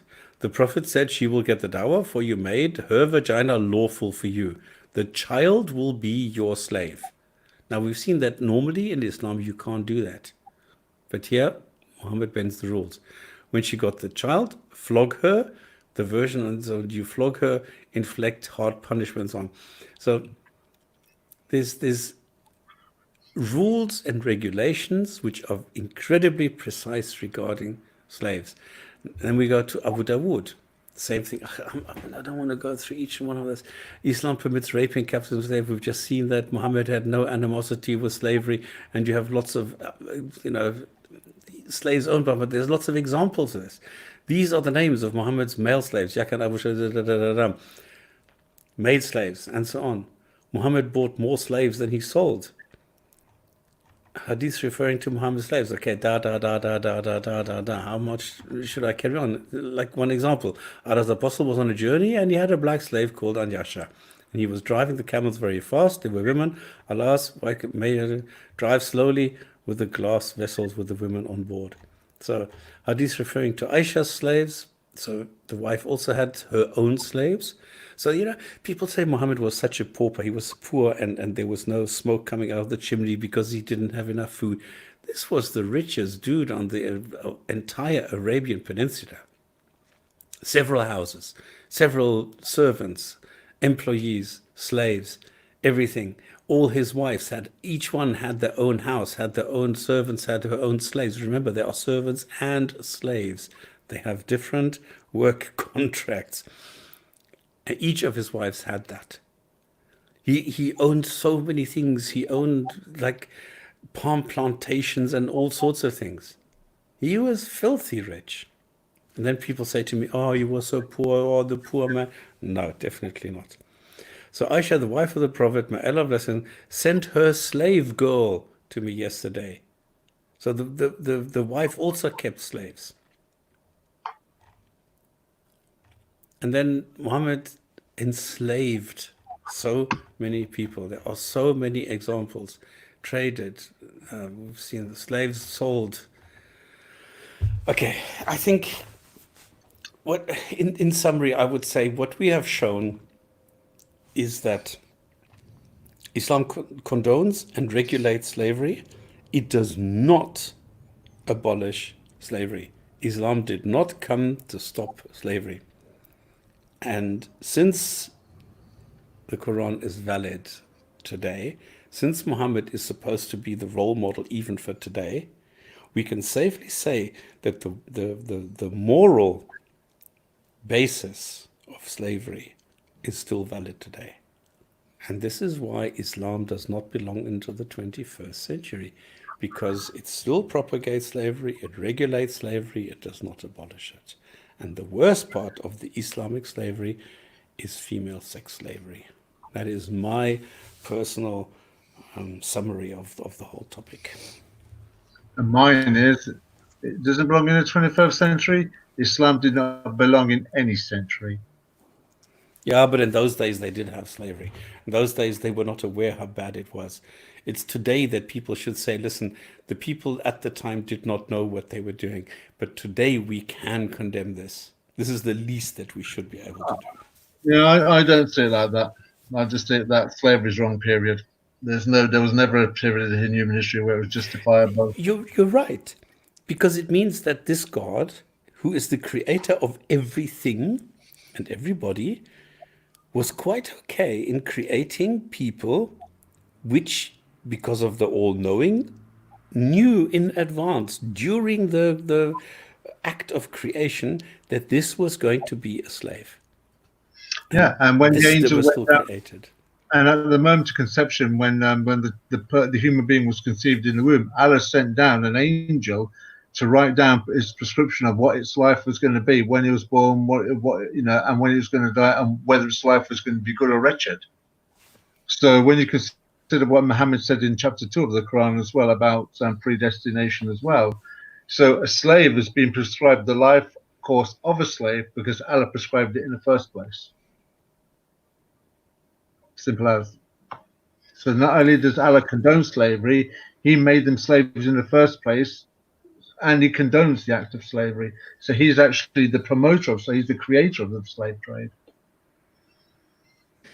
I think the most charitable thing we could possibly say is that under certain circumstances, it suggested that some slaves could be set free. But again, if this is supposed to be the best example possible, then an outright abolishment from the day, one of the first things that Muhammad could have or should have received is a set of moral commands that would be for all time, that we would all marvel at and say, well, obviously it seems self-evident to us today, but for a 7th century Arab floating about in the caves and so forth, this would have been incredible news. And so if that were the case, then, an abolishment there and then, no matter what hardships it took, because everything's a test anyway. So if there were hardships by abolishing this form of, immorality, then everybody is forced to be under that test. And if he has, and if the argument is, well, he didn't have the power to, my goodness, he had the power of God on his side and had angels he could bring to bear in battles, it would be no problem for him to go forth with the faith and power of Allah and abolish slavery left, right, and center, such that there was none of this left. Not just merely a thought of, hey, you can release them here and there if you wish, but it's not obligatory. You mentioned a good point there, that you could have come along regardless of the cost, abolish slavery. Well, there wouldn't be a cost, because if you're doing it for the truth, then it's the right thing to do. So you wouldn't associate cost with doing the right thing. So it'd be more a pleasure to do the right thing than consider it as a loss. So if you're doing it for your creator, I mean, that's the whole point of faith. Yeah, I think, the argument that's been made as well, this would have impacted their economy and society negatively, because that's what they've always been doing. But again, if you're going to do something right by abolishing slavery, then it's incumbent on the God that you're worshipping to replace that kind of financial loss, if it's going to be a financial loss, to supplement it with another sort of financial gain. Because he's not going to leave you impoverished for doing the right thing. That's the whole point. If you're going to make a covenant and do the right thing by him, he's under compulsion or obligation to do the right thing by you as well. I mean, that's the whole point of a covenant, an equal trading deal. So if you're going to abolish slavery, because Allah says, right, I'm going to abolish slavery, I'm going to set this example here, it's incumbent on Allah, if he's the great creator, to replace that loss, to refund it in some kind of way. Well, he doesn't even have to do that, right? If it's a test, and the test is, hey, you guys have been doing bad things, and I've brought along a messenger to tell you how it should be, and part of the test is giving up these bad things, and some hardship ensues, I'm not under an obligation to do something to you. That could also be the argument, because you guys have done bad things, and this is a test of your faith and a new set of moral instructions. So he doesn't even have to do it, but he could certainly enforce it and tell people why it's a good thing for those people who didn't realize that it was a bad thing. But that's what I meant by it's the right thing to do. You would do it because it's the right thing to do, and that would be a testimony of your faith in God. I was mentioning the replacement of loss as that is one side, but another side would be, well, if you do this, I can see you're going to be slightly impoverished from the loss of your business trade. I'll reimburse you in some other kind of fashion as a reward for trusting in me. So either what you're saying, what I'm saying, either way, that it will still make Islam look good. But Islam doesn't do that. In fact, pre-Arab times, or pre-Muhammad times, I wonder how much slavery was actually taking place. And then post-Muhammad, what is the actual figure difference? I would say, just like the rights of women pre-Muhammad times, they had rights. Then along comes Islam and takes everything away from women, whatever rights that they had. And Khadija is a fantastic example of that, by a certain irony. Probably, likely, because I've not seen any evidence, there was no slavery in Saudi Arabia at this time. Along comes Muhammad and enslaves everybody post him. That's the way I see it.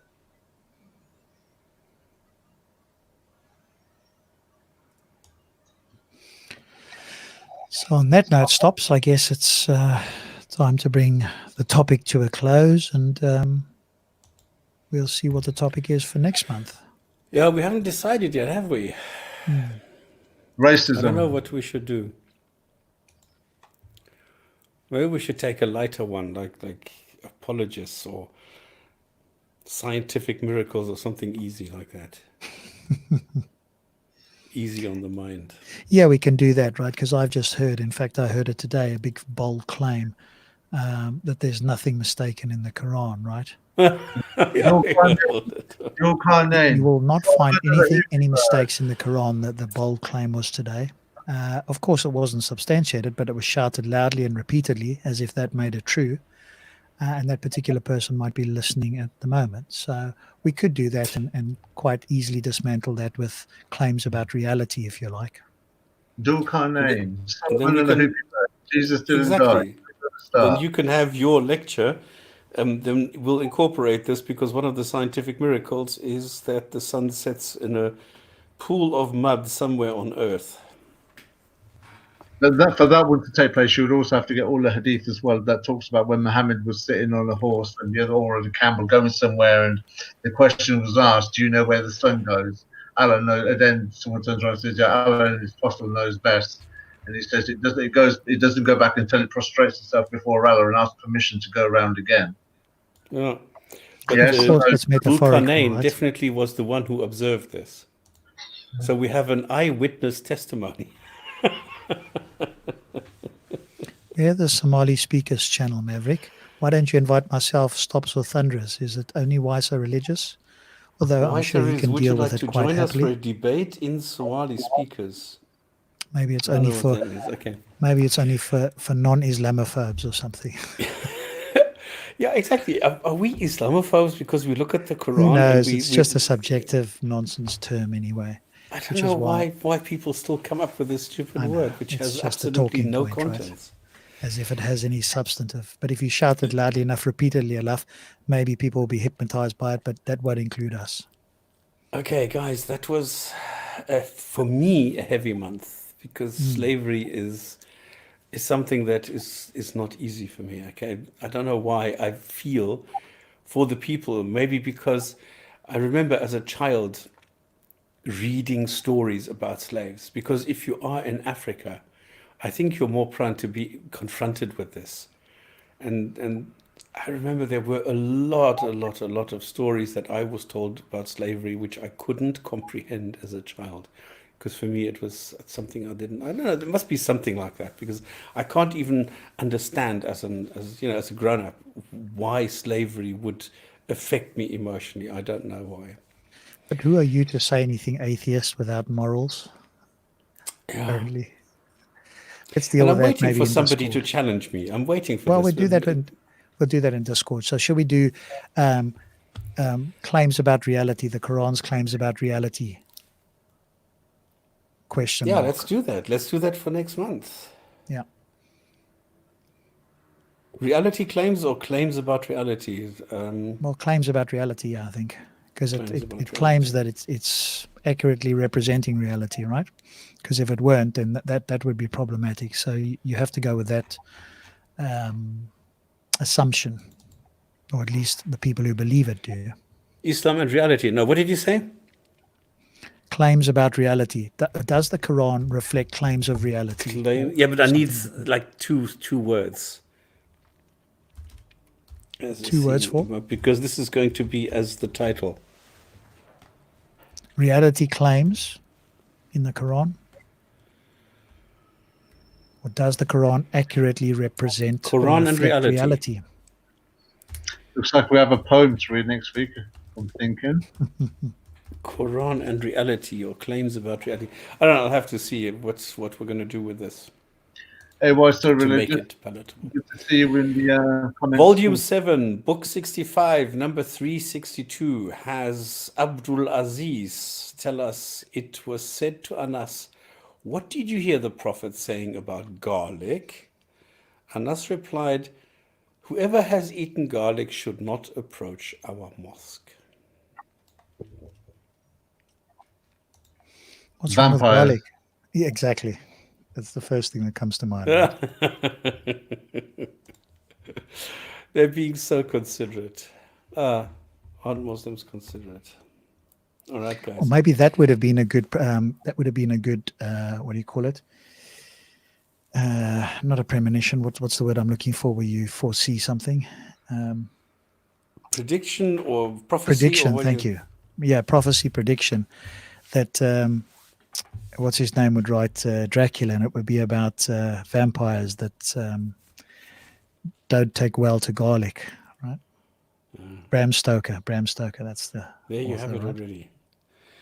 And Queen Isabella and Prince Ferdinand. Why do I suddenly have this? How does the brain sometimes have a block? Like this is something that is like, I mean, you could wake me up 2 o'clock in the morning and ask me who expelled the Moors from Spain. And I would say Queen Isabella and Prince Ferdinand. And it's in 1258. Why would I suddenly forget things like that? Why does the brain have a hiccup and simply cannot remember the names? This is amazing. Absolutely astonishing. Guys, thank you very much. Thank you, Rob. Thank you, Thunderous. Thank you. Oh, no, thank you, someone's honky ginger great grandson. Oh boy, but I love the picture. Yeah, it's almost as, Thank you to everybody for, as you say, a difficult month, but I'm sure we'll have a little bit more fun next month.